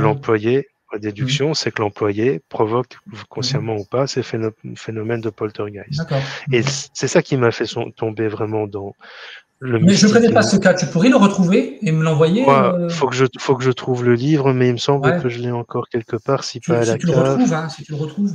Ouais, je vais te retrouver. J'espère pouvoir te le retrouver. Je vais essayer je vais Mais tu noter. vois, mais même quand on dit que les phénomènes de type poltergeist, par exemple, ce seraient des humains hein, qui en seraient à Ouais, l'origine, euh, rien n'empêche de penser aussi que les défunts peuvent en faire autant. Tu vois ce que je veux dire? Euh, donc ouais. on n'a encore pas réglé entièrement le problème, tu vois. Voilà. Et les Il est défunts, possible, il est possible aussi que les vivants soient des vecteurs, tu vois, du phénomène plus que les créateurs inconscients, c'est-à-dire des passerelles. Voilà. parce que pour moi, tout ce qui est en haut est comme ce qui est en bas. Donc, si l'humain Mhm. a cette capacité consciente ou inconsciente de son vivant, il Mhm. l'aura probablement de sa mort. Parce que Voilà. c'est une question d'esprit et l'esprit est survie au corps. Parce que Mhm. finalement, la seule chose qui meurt à la mort, c'est le corps. Donc, voilà. Jean-Jacques, ça dépend des âmes pour rester 30 jours sur Terre. Il est dit que les âmes, certaines âmes y restent volontairement, d'autres parce qu'ils ne savent pas qu'ils sont morts, et d'autres encore partent directement, c'est au cas par cas. Puisque cette question, voilà. Sa maman, à Valérie, a reçu un coup de fil de sa sœur décédée depuis 1 an. Grand bonheur, j'ai offert votre livre à ma maman. Merci Écoutez, beaucoup. Valérie, je suis enchanté. Merci pour votre témoignage. Écoutez, j'écris ce livre pour vous, pour les personnes qui ont fait l'expérience de ce phénomène. Et écoutez, j'en suis heureux. J'en suis heureux parce que c'est pour vous que j'ai fait ce bouquin. C'est pour les gens d'abord, c'est pour les gens qui l'ont vécu. Voilà. Ensuite, sur la forme, je l'ai fait simple parce que ma mère, elle n'a pas trop bien aimé le précédent qui était trop compliqué. Celui-ci, des coups de fil de là, est simple à lire. Et enfin, voilà. Mais je l'ai surtout fait parce que voilà, il y a les gens qui avaient vécu cette expérience n'avaient pas de livre sur lesquels se rabattre pour essayer de mieux comprendre et de se sentir un peu moins seul surtout. C'est ça qui fait que le livre est puissant. Moi, je trouve qu'il est puissant. Il est simple à lire. J'aurais pu le lire d'une traite, mais après, j'ai préféré le savourer. Et bien, relire certains cas aussi. Il y en a certains que j'ai relus plusieurs fois. Il se lit d'une traite. Les gars, vous lisez ça en 1 heure, 1 heure et demie, c'est pas... Et je trouve que t'as pas été saoulant, en fait. Voilà, je peux pas le dire autrement. T'as pas été saoulant parce qu'il y a des livres qui sont trop, il y a des auteurs qui ont besoin trop d'étaler leur science dans leurs livres. On sait que tu maîtrises ton sujet, ça se sent, mais t'es pas saoulant. Et ça, j'aime bien. Et c'est pour ça que je voulais aussi ça parler. Ça rebondit bien, c'est 180 pages. Ouais, il faut un peu plus quand même pour 2 heures, 2 heures et demie pour le lire, à mon avis. Mais voilà, c'est pas grave. Je veux dire, je préfère un livre court, tu vois, qu'on lit en 2 soirs, plutôt qu'un livre long et qu'on ne finit jamais, quoi. Donc, moi, il y a plein de livres que j'ai jamais fini finalement. Et, voilà, j'ai voulu faire un bouquin qui soit lu du début à la fin, qui ne soit pas lâché jusqu'à la fin. D'ailleurs, il y a des révélations complètement folles à la fin. On ne va pas spoiler, mais dans la conclusion, je parle de choses qui concernent le phénomène qui sont dingues. Donc, voilà. Il faut aller au-delà des annexes, hein, parce que même au-delà des annexes. Déjà, dans la conclusion, il y a quelque chose qui est dit qui est pas mal, qui a été dit par personne auparavant, enfin si, qui avait été remarqué par quelques personnes, mais le grand public ne le sait pas. Enfin bref, c'est top, quoi. Je suis assez content de ce bouquin. Pas paraître prétentieux, mais je suis content. Devoir accompli, c'est ça que je veux dire. Sentiment du devoir accompli. Il n'y a pas de prétention d'être fier de son travail. Voilà, c'est un problème dans nos sociétés, en fait. C'est que dès qu'on est fier de son travail, on est égotique ou prétentieux. Non, simplement sentiment du devoir accompli, tu vois. Ouais, c'est ça. Voilà. Pour Souris, Kat, son carillon avait changé de musique et se mettait en route à tout bout de champ après le décès de son père. Ce carillon lui servait à communiquer avec nous quand il était malade. Bon, ben voilà. Ça, c'est un truc typique. J'ai aussi un cas comme ça. Je ne sais plus si je l'ai mis dans le bouquin. Je l'ai mis dans d'autres livres. On avait quelqu'un qui, je remercie la personne, on avait quelqu'un qui, à la ville, a témoigné. Il habitait au-dessus des pompes funèbres. D'ailleurs, les pompes funèbres, c'était à lui. Donc, il était gérant des pompes funèbres, comme ça, le problème est réglé. Et il avait un carillon vidé de son mécanisme. Il n'avait pas de mécanisme dans son carillon. C'était simplement de la déco. Et bien, parfois, pas tout le temps, pas tous les 3 mois, peut-être une fois par an, une fois tous les 2 ans, il sonnait. Et parfois en présence de témoins. Il était vide, ce carillon. Il était vide. Donc voilà, ça répond un petit peu, ça fait écho à ce témoignage-là. Et effectivement, c'est très troublant. En fait, c'est la mémoire aussi du mécanisme. Tu sais, c'est un peu comme le membre fantôme pour une personne amputée. Tu penses que c'est ça l'explication? Non, je pense pas. je réfléchis, en fait. Voilà, je propose, je réfléchis. Je me dis, tiens, parce que ça me fait penser à ça. Donc, tu me parles du carillon démembré et je pense au membre fantôme de l'amputé. Je me dis, qui sait que ce carillon n'est pas capable de... Parce que tout objet a une âme, finalement. En fait, non, je vais être plus précis, excuse-moi. Toute âme peut incorporer un objet. C'est différent. Il y a des âmes peuvent incorporer. Il y a plusieurs théories qui disent que tout est âme, tout est animé dans ce monde. D'autres qui pensent qu'il n'y a qu'une seule conscience, qu'une seule âme dans ce monde, on appellerait ça l'âme du monde. D'autres disent qu'en fait, n'importe quoi peut s'animer, lui peut devenir conscient. Voilà. On en est encore au stade de la réflexion, des hypothèses. Et ça peut être aussi un défunt qui se manifeste de manière symbolique auprès des vivants pour leur dire, regardez, comme dans ce cas-là, voilà, j'utilise quelque chose que je faisais avant ma mort, ou que j'utilisais avant ma mort pour vous signifier que c'est moi. Voilà, ça peut être ça aussi. Et je pense que toutes les portes sont ouvertes là. Est-ce qu'il est reconnaissable de cette manière? Bah, en l'occurrence, je pense que la personne qui témoigne de ça, je pense qu'elle pense que c'est oui, c'était le cas. Et je pense que c'est pas faux. C'est jusqu'à preuve du contraire, on peut pas lui dire le contraire. Moi d'ailleurs, franchement, je pencherais plus là, en l'occurrence, pour le défunt, tu vois. Moi, dans ce cas-là, je pencherais pour le défunt aussi. Ouais. Mais pour le carillon sans mécanisme, c'est intriguant Ah, aussi. pour le dessin, le cas que je t'ai raconté, ouais, c'est autre chose encore, je sais pas. Voilà, c'est fou. De toute façon, je le répète, mais on le saura tout quand on sera mort, puisque Mais s'il bon, y a survivance, alors c'est vrai, mais c'est pas interdit qu'on réfléchisse déjà maintenant. on peut déjà réfléchir, comme ça on est déjà Voilà. un peu plus avancé quand on sera mort. Voilà. Marie, dont sa sœur est décédée, a senti qu'elle lui a frôlé la joue, l'a réveillée alors qu'elle était assoupie, puis un autre jour, le timbre et le son de sa voix sont sortis de sa bouche, en parlant de la bouche de Marie, je présume, sinon ça n'aurait pas de sens. Ça arrive à plusieurs personnes, ça, des incorporations. Alors ça n'a rien à voir avec le phénomène, je pense, de coup de fil, mais je pense que, en fait, je reste persuadé d'un truc, ce que je viens de dire il y a quelques minutes, d'expérience autant que de conviction ou de croyance, c'est que pour être reconnue, l'âme va utiliser le langage qu'elle utilisait quand elle était vivante. Si c'est un parfum, comme j'expliquais tout à l'heure, une odeur de café, si c'est un carillon, si c'est un téléphone, voilà. Maintenant, il y a des cas qui sont entre guillemets plus abordables pour l'âme, que sont le rêve, le médium ou l'incorporation provisoire. C'est beaucoup plus abordable que de faire bouger des objets. Parce que quand on fait du spiritisme, c'est la quand on fait avec un objet, une Ouija ou un verre, etc., c'est la force de toutes les doigts qui sont posés dessus, dont l'âme peut se servir pour faire bouger l'objet. Mais j'ai vu des objets volés, c'est-à-dire j'étais encore à l'école et c'était la fin c'est la dernière soirée de l'école et on a fait une grande fête avec tous les potes. Et en fait, pendant cette fête, quelqu'un propose du spiritisme. Et en fait, il y avait 2-3 personnes. On demande toujours quand on commence du spiritisme, une des premières questions, c'est est-ce qu'il y a une personne qui dérange dans la pièce? Parfois c'est oui, parfois c'est non.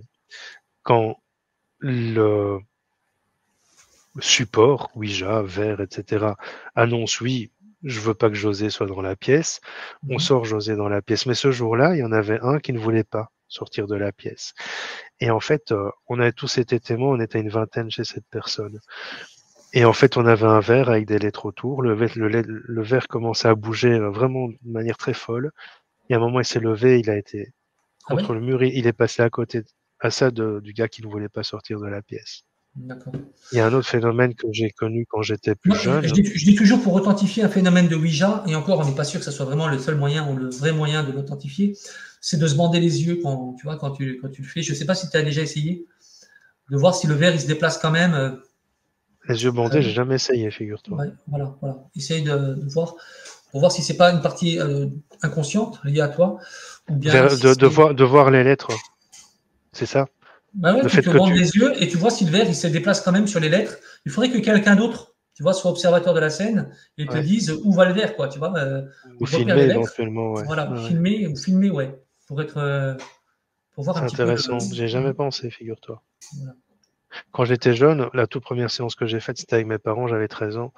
Et en fait, il y avait un indésirable qu'il était déjà pour le groupe d'amis à l'époque, mais qu'il a été aussi en fait la personne, enfin la table, parce qu'on a fait sur une table, une grosse table, on a été plusieurs à la soulever pour enlever le tapis en dessous. Et en fait, on a demandé les indésirables et c'était cette personne-là. Il est d'abord sorti de la pièce, puis il est rentré plusieurs fois en disant ouais mais ça va, c'est vos conneries et machin, vos conneries, etc. Et à un moment il est rentré dans la pièce, la table a bougé, elle l'a poussé contre le mur. Ah, d'accord. Ça je l'ai vu de mes yeux. Ça c'est ce genre de D'accord. phénomène que j'ai vu de mes yeux. J'ai aussi nettoyé une maison.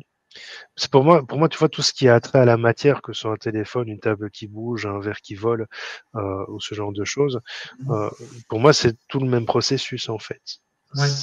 C'est voilà, appréhender la matière quand tu n'es pas quelqu'un de matériel. C'est le même processus. Et donc j'ai vu dans une maison je sais pas comment vous dites en France, nous on appelle ça des mannes à linge, des paniers à linge, des panières, des mannes à linge bouger d'étages et de pièces dans une maison. Et en fait, on ne les voyait pas. Donc en Panier à fait, linge, oui. on allait d'un étage, elles étaient là, puis on redescendait, elles étaient là aussi, puis elles bloquaient les entrées de porte. Voilà, j'ai vu des phénomènes comme ça dans ma vie. Eh ben, t'as bien de la chance. Mais pas encore les téléphones, alors.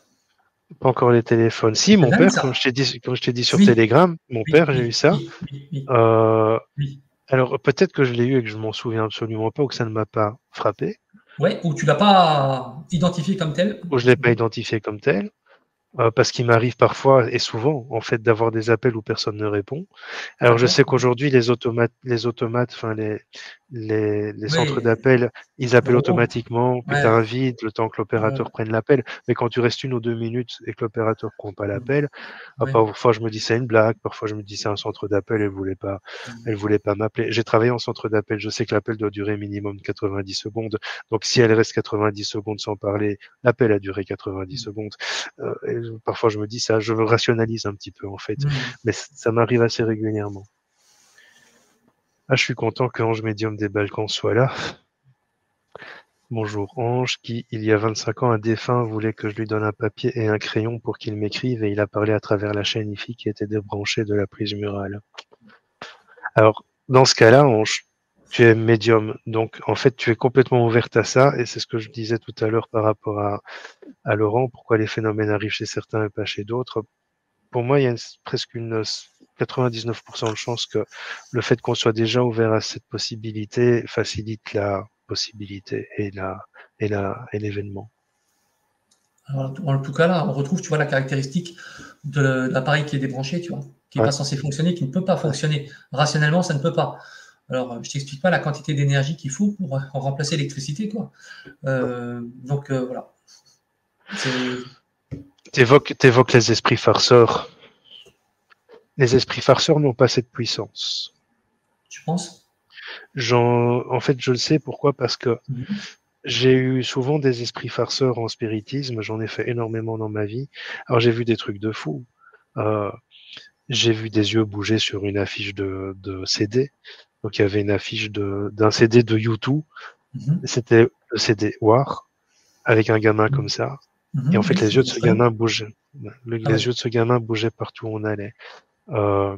Ça, j'ai vu. Et en fait, les esprits farceurs, j'en ai eu beaucoup. Et tu les reconnais directement quand tu captes l'énergie parce qu'en fait, ils sont froids, ils sont pas agréables, t'es lourd en énergie. Et en fait, ils n'ont pas la force de bouger le verre. Donc, je me dis, s'ils n'ont pas la force de bouger le verre, ont-ils la force d'animer une chaîne IFI, Oui, d'animer de un faire fonctionner. téléphone? Ouais. Je sais pas. Moi, ça fait partie des hypothèses, tu vois. Je l'ai d'ailleurs pas très creusé, tu as vu, hein, je l'ai déjà pas très creusé. Je suis plus parti sur l'âme, l'âme des vivants comme l'âme des défunts, ou alors les défunts eux-mêmes pour produire ce genre de phénomène, plutôt que des entités farceuses. C'est plutôt comme Je ça que j'ai pense qu'ils compris. peuvent se mettre à plusieurs, en fait, aussi. Oui. Je pense qu'ils peuvent se mettre à plusieurs, faire une coalition. Ouais, mais alors, ce serait bien qu'ils interviennent aussi, tu vois, c'est une question que je pose à la fin, ce serait bien qu'ils interviennent aussi dans des cas beaucoup plus tragiques ou dans des cas où on aurait besoin d'une aide extérieure. Tu vois, il y a des gens qui sont en perdition quelque part en plein milieu de la forêt, ils ont besoin d'aide, tu vois, et eux, ils n'ont pas d'aide. Voilà, Dans ce c'est une cas-là, je question suis que je me OK, pose. ou des enfants disparus ou ce genre de choses, je Voilà, suis d'accord. voilà. Mais une personne qui porte lourdement son deuil, tu penses qu'elle est psychologiquement assez forte que pour en plus entendre son fils, son frère, tout ça lui parler au téléphone? Non, oui, non, mais je suis d'accord. Oui, oui, je suis. Ah oui, non, mais il y a tous les arguments, les pour, les contre, tout s'oppose. Malheureusement, Il y a un on cas n'a pas de qui réponse. m'a, il y a un cas qui m'a vraiment interpellé. Mais vraiment, Mhm. vraiment, vraiment. C'est Fifi. Ah oui, bon là, c'est le cas le plus fou, je pense, hein. Ouais, ouais, Non? c'est fou. Mais C'est fou. alors, bon, une fois qu'on a dit ça, ils sont tous fous. Mais alors, voilà, c'est le cas d'une chienne qui est mal en point, qui est emmenée par ses propriétaires chez, chez le vétérinaire à 1 heure du matin, la personne conduit et ils reçoivent sur le téléphone donc elle reçoit sur le téléphone de son conjoint plutôt un appel et au bout de la ligne, alors qu'il y a la chienne sur la banquette arrière en train de mourir, hein, très très mal en point, quelque chose au bout de la ligne dit aide-moi, aide-moi, aide-moi. Alors elle répond, la personne répond, dit mais attendez, là, je suis en train d'emmener mon chien au vétérinaire, ça va pas du tout, qui vous êtes? Mais je suis ta Fifi, je suis ta Fifi. Et effectivement, elle appelait sa chienne Fifi quoi. Numéro inconnu, tu vois, numéro inconnu, impossible de rappeler ensuite. Et elle appelle sa chienne ma Fifi. Et le lendemain matin, la chienne est décédée. Voilà. Ce qui Donc, est fou, c'est que l'animal n'est pas doué de parole. Et c'est là qui c'est vraiment fou, parce que on peut télépathiquement communiquer avec un animal. Ça m'arrive en général, je ne le provoque pas, ça vient tout seul. C'est rare, je sais pas mon travail à moi. Mais on peut télépathiquement. Mais l'animal n'est pas doué de parole. Ça veut bien dire qu'il y a une intelligence qui peut s'exprimer finalement, et que cette intelligence peut incarner un animal, peut incarner éventuellement un objet ou ce genre de choses, quoi. bah, là, en l'occurrence, franchement, c'est un des cas qui m'a laissé le plus sur le cul, entre guillemets, et où j'apporte pas vraiment d'explication. Hein, je laisse les lecteurs à leur libre réflexion. Et de toute façon, je fais ça pour tous les cas. Hein. Mais là, vraiment, là, je sèche complètement et je me dis, c'est vraiment très, très, très étrange comme cas. Et moi, ça me passionne. Voilà. Plus les cas sont étranges, plus ça me passionne, plus je m'interroge. Et plus Ouais, je mais me c'est dis normal. que les phénomènes paranormaux sont encore plus dingues que ce qu'on a présenté jusqu'à maintenant. Les Américains C'est chercheurs, ils ont un terme pour qualifier ça, ils disent que c'est de la très haute étrangeté. Tu vois, high strangeness case. C'est plus fou que fou, plus dingue que dingue. C'est là où notre seuil de bug, j'appelle ça un seuil de bug, tu sais, c'est le moment où on se dit ah non là c'est pas possible. ouais, c'est pas C'est là, possible. où, Ouais. c'est là où notre seuil de bug est atteint, il explose. Tu vois ce que je veux dire là, tu dis ah non non, ça, le cas-là je le prends pas. D'ailleurs, quand moi j'ai reçu ce genre de cas, je me dis qu'est-ce que je fais? Je le mets dans le livre ou pas? Est-ce que les lecteurs sont prêts ou pas? Tu vois, à lire ça et à accepter que des phénomènes puissent être encore plus étranges que ce qu'on peut habituellement accepter, tolérer dans ce genre de récit. Et ben, en l'occurrence, croyez-moi, ces phénomènes peuvent atteindre ce niveau de folie, d'étrangeté. Oui, et encore, je suis persuadé que pour tous les phénomènes que tu as convoqués ou récoltés, enfin pour tous les témoignages que tu as convoqués ou récoltés, il y en a probablement des centaines de personnes qui. Moi, je vois bien ici qu'il y a plein de gens qui disent avoir vécu quelque chose. Je suis sûr qu'il y a des centaines de personnes qui vivent ça, peut-être pas au quotidien, mais au moins une fois dans leur vie. Et qui ne s'expriment pas ou pas encore. Et c'est ça où ton livre va peut-être ouvrir la voie aussi. Sûrement, en Bah, fait, il va l'ouvrir. je vois qu'il y a des nouveaux témoignages qui arrivent là. Isa. Ouais, mais Isa, je me demande si c'est la Isa que je connais ou si c'est un troll, parce que vu la suite D'accord. je le mets quand même, parce que ça peut faire rire ou pas, je sais pas si c'est sérieux. Voilà. Je crois que c'est un peu du trollage. Je sais pas. En tous les Je cas, sais moi, pas. je sais qu'il y a des caractéristiques très très précises dans le phénomène, tu vois. Et, euh, et les personnes qui témoignent, souvent, elles me mentionnent une des caractéristiques très précises que j'attends. Et là, dans le cas-là, il n'y en avait pas. C'est ça qui permet aussi de savoir s'il y a du sérieux ou il n'y a pas du sérieux, en fait. Parce que Oui, oui, oui, oui, oui. on peut l'inventer, l'imaginer, le Bah, c'est vrai présumer. que tu verras à chaque fois que moi je mets un témoignage, je fais regarder, là, il y a la caractéristique qui était déjà Ah, présente ouais, en ouais, 79, quoi.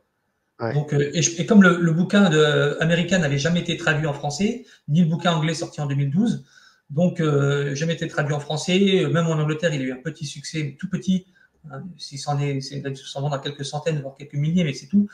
Euh, Là, je me dis que quand des personnes françaises me sortent des caractéristiques qui étaient déjà mentionnées en 79 et qui ne s'inventent pas, des caractéristiques Ça très très manque pas. précises qui ne s'inventent C'est pas. c'est pareil en captation, en fait, Laurent. C'est-à-dire que il y a beaucoup de gens qui pensent capter, mais il y a des caractéristiques spécifiques qui Voilà. font que tu sais que tu es en captation. C'est-à-dire que, Voilà. si je le dis souvent pour l'exprimer très simplement, et ça ne se limite pas à ça. Je dis souvent une intuition ne peut pas. En fait, il doit y avoir un ressenti avec. C'est le minimum. C'est-à-dire que si tu ne ressens pas quelque chose, un fourmillement, un picotement, la chair de poule, c'est pas une captation, c'est beaucoup de mental. Voilà. Et c'est le même pour tes phénomènes téléphoniques, c'est que il y a des caractéristiques qui attestent que Voilà. c'est un phénomène. Voilà. Moi, j'attends des caractéristiques dans les témoignages. Si je ne les ai pas, généralement, ben, je ne les mets pas dans le livre. Je ne dis pas qu'ils sont faux. Je ne dis pas que la personne a menti. Je dis que je n'ai pas assez d'éléments pour Oui, valider. parce que il se peut Voilà. qu'elle ne pense pas à ce détail aussi, tu vois. Oui, voilà, oui, c'est possible. Voilà. J'interroge quand même plusieurs fois les personnes, hein. Oui, je me mais, doute bien. mais après, je ne peux pas dire non plus balayer d'un revers de la main en disant tiens, il n'y avait pas cette de caractéristique, donc non, je ne fais pas ça. Mais simplement, je préfère sélectionner dans le livre et mettre les cas les plus typiques hein, du phénomène qui sont déjà mentionnés en 79, ces caractéristiques-là, ou en 2012, voilà. Donc en Angleterre ou aux États-Unis. Actuellement, tu as même un universitaire qui bosse dessus au Canada. Le Canada, les États-Unis sont déjà plus avancés au niveau spirituel de base, mais Un universitaire, rends-toi compte, c'est intéressant quand même. ouais, mais C'est-à-dire que la personne va publier des revues, dans des articles, dans des revues à comité de lecture, dans des revues scientifiques, des papiers sur ce sujet-là. Ça veut dire que bon, il joue un petit peu sa place quand même parce que s'intéresser à ce phénomène, tu sais, pour un universitaire, c'est jamais trop, c'est pas sécurisant. Hein. Tu as toujours le regard des bien collègues. qu'aux États-Unis, il y a quand même des universités qui Oui, engagent oui. des profs dans ce domaine-là, hein, dans le paranormal. Notamment Hein. dans le sujet de la réincarnation, etc. Ouais, Tu as des départements de recherche. Mais alors, ouais. ça s'ouvre, tant mieux. Tant mieux, mais en France, on est loin du compte. Ça va arriver dans quelques années. Tant Tu as mieux, il faut ouvert la espérer. voie. Tu Faut sais, espérer. euh, quand qu'est-ce que j'allais dire?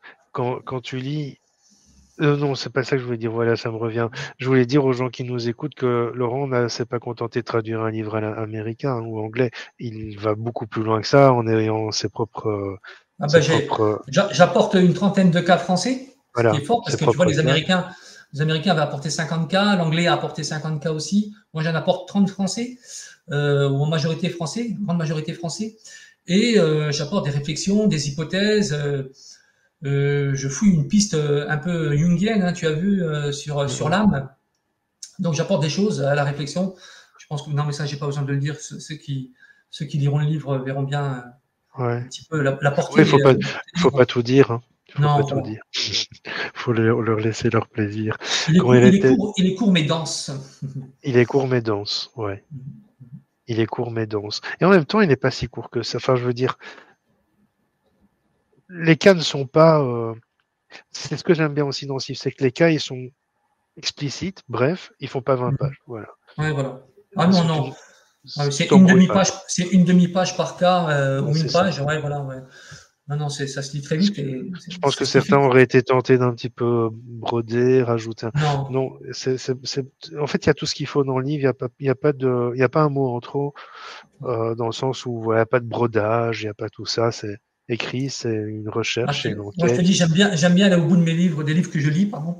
Donc, je me suis dit, celui-ci, il faut que les gens aillent au bout, quoi. Et ce que j'adore hein, dans les livres, Magnifique. alors il y a pas que dans le tien, mais il y a beaucoup de livres, c'est que tu peux t'arrêter n'importe quand, tu finis vite ton demi-chapitre et puis tu dis allez, je reprends plus tard. Et c'est pas des chapitres de 40 pages ou 50 pages ou 60 Ah, pages voilà. où Non, non. tu sais plus où t'en étais quand tu reprends après Ah, non, interruption. non. Alors donc on avait quiétude de Jopard qui nous disait quand elle était aide-soignante, ou il était, je ne sais pas, oui, aide-soignante, je suppose c'est une femme, on a eu un décès pendant 2 à 3 semaines, la sonnette déclenchait alors qu'elle était vide. Je pense que c'est la défunte qui nous faisait signe. C'est pas impossible. Mais non, attention parce que c'est peut-être pas la défunte, c'est peut-être un autre qui passait par là et qui se faisait mumuse avec, avec la clochette, ça peut arriver aussi. Hein. Mhm. Donc son père, Michael, est décédé en forêt brutalement et sa mère et elle avaient fait le même rêve la même nuit où il disait qu'il était là et quand elle a besoin de soutien, elle sent l'odeur du bois coupé qui était la cause du décès. Il y a beaucoup de cas comme ça dans... Ouais, c'est classique dans la littérature. Ouais, Hein. ouais, c'est classique dans la littérature et c'est classique dans le cinéma aussi. On va Mhm. bientôt couper, on va encore prendre un ou deux témoignages ou questions. Ange qui dit qu'elle a essayé, ça marche, le palais se déplace beaucoup plus vite sur la planche. On parlait des yeux bandés. Ah, d'accord, ok. Bon, voilà, Ah. ça c'est son témoignage à elle. Mhm. C'est un moyen pour vous d'identifier, d'être sûr que vous n'êtes pas créateur du phénomène, enfin, en tout cas, l'unique créateur du phénomène, que vous êtes peut-être vecteur du phénomène, mais pas créateur. Vous voyez ce que je veux dire? Inconsciemment. Ouais, c'est ça. Mais je pense, je me suis déjà posé la question, le fait de voir les lettres, euh, Parfois, il y a des temps d'arrêt sur le Ouija. Et je me dis que c'est peut-être le temps juste que les yeux survolent ou voient où se trouve le S, et puis il y va. Et puis parfois, c'est tellement fluide et tellement rapide. Oui, Il y a des moments où... ça va plus vite que ta conscience, c'est ça que tu veux Ouais, dire, c'est ça va ça. plus vite Ouais. Il y a des moments où on n'arrive même pas à garder le doigt que dessus. ta pensée, oui, d'accord. Ouais. Euh...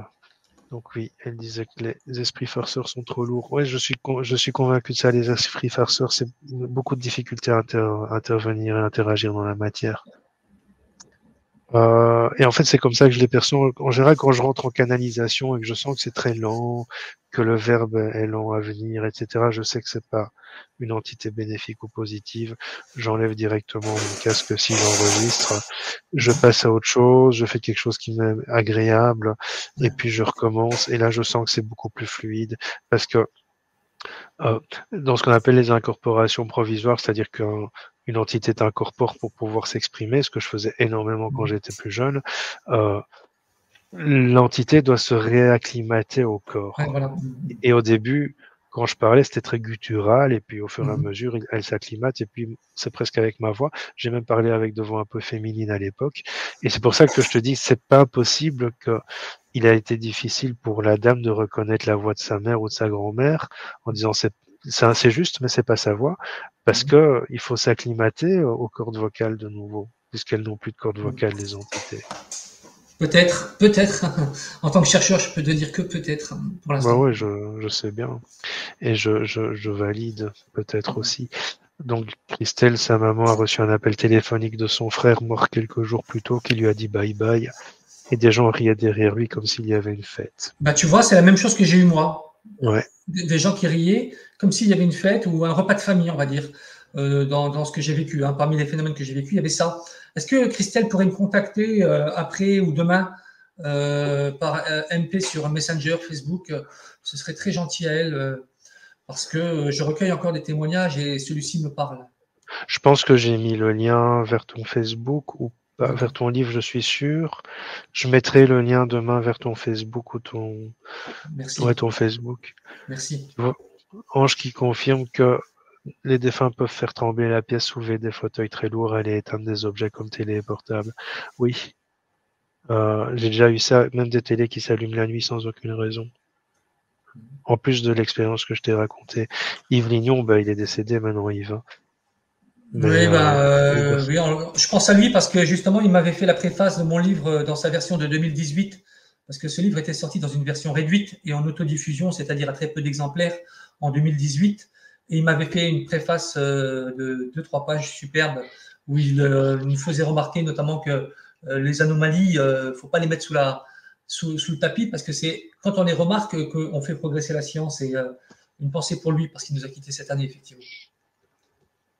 j'aimais bien Yves Lignon. Je l'ai pas connu, hein, mais j'aimais beaucoup. Je l'écoutais chez Bob à l'époque. Ouais, oui, puis c'est quelqu'un qui avait une bonne érudition sur les sujets, qui avait une gouaille. Il avait un caractère, hein, donc quand il pensait quelque chose, il le disait. Donc il se faisait pas que des amis, surtout sur la fin, mais c'est quelqu'un de moi j'ai toujours respecté. Et c'est lui le premier qui avait parlé, notamment en tous les cas en France, du phénomène de la machine. Tu sais, le petit village dans la Nièvre avec le mur qui parle, le mur qui répondait juste aux questions qu'on lui posait, notamment par les gendarmes. Hein, les gendarmes étaient venus, c'était un petit enfant, c'était un gamin qui était la source entre guillemets ou le vecteur du phénomène. Et les gendarmes étaient venus pour se rendre compte que bon, le phénomène était réel, intelligent, que ça venait pas des voisins. Et alors le phénomène était complètement dingue. Et c'est Yves Lignon qui ensuite qui a couvert un petit peu après coup le phénomène, qui avait même rencontré le jeune en question. Donc Émilie nous dit qu'elle a travaillé avec Yves en tant que médium. Ah d'accord.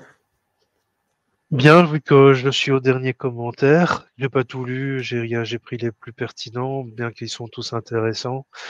Donc désolé pour ceux que j'ai pas soulevé.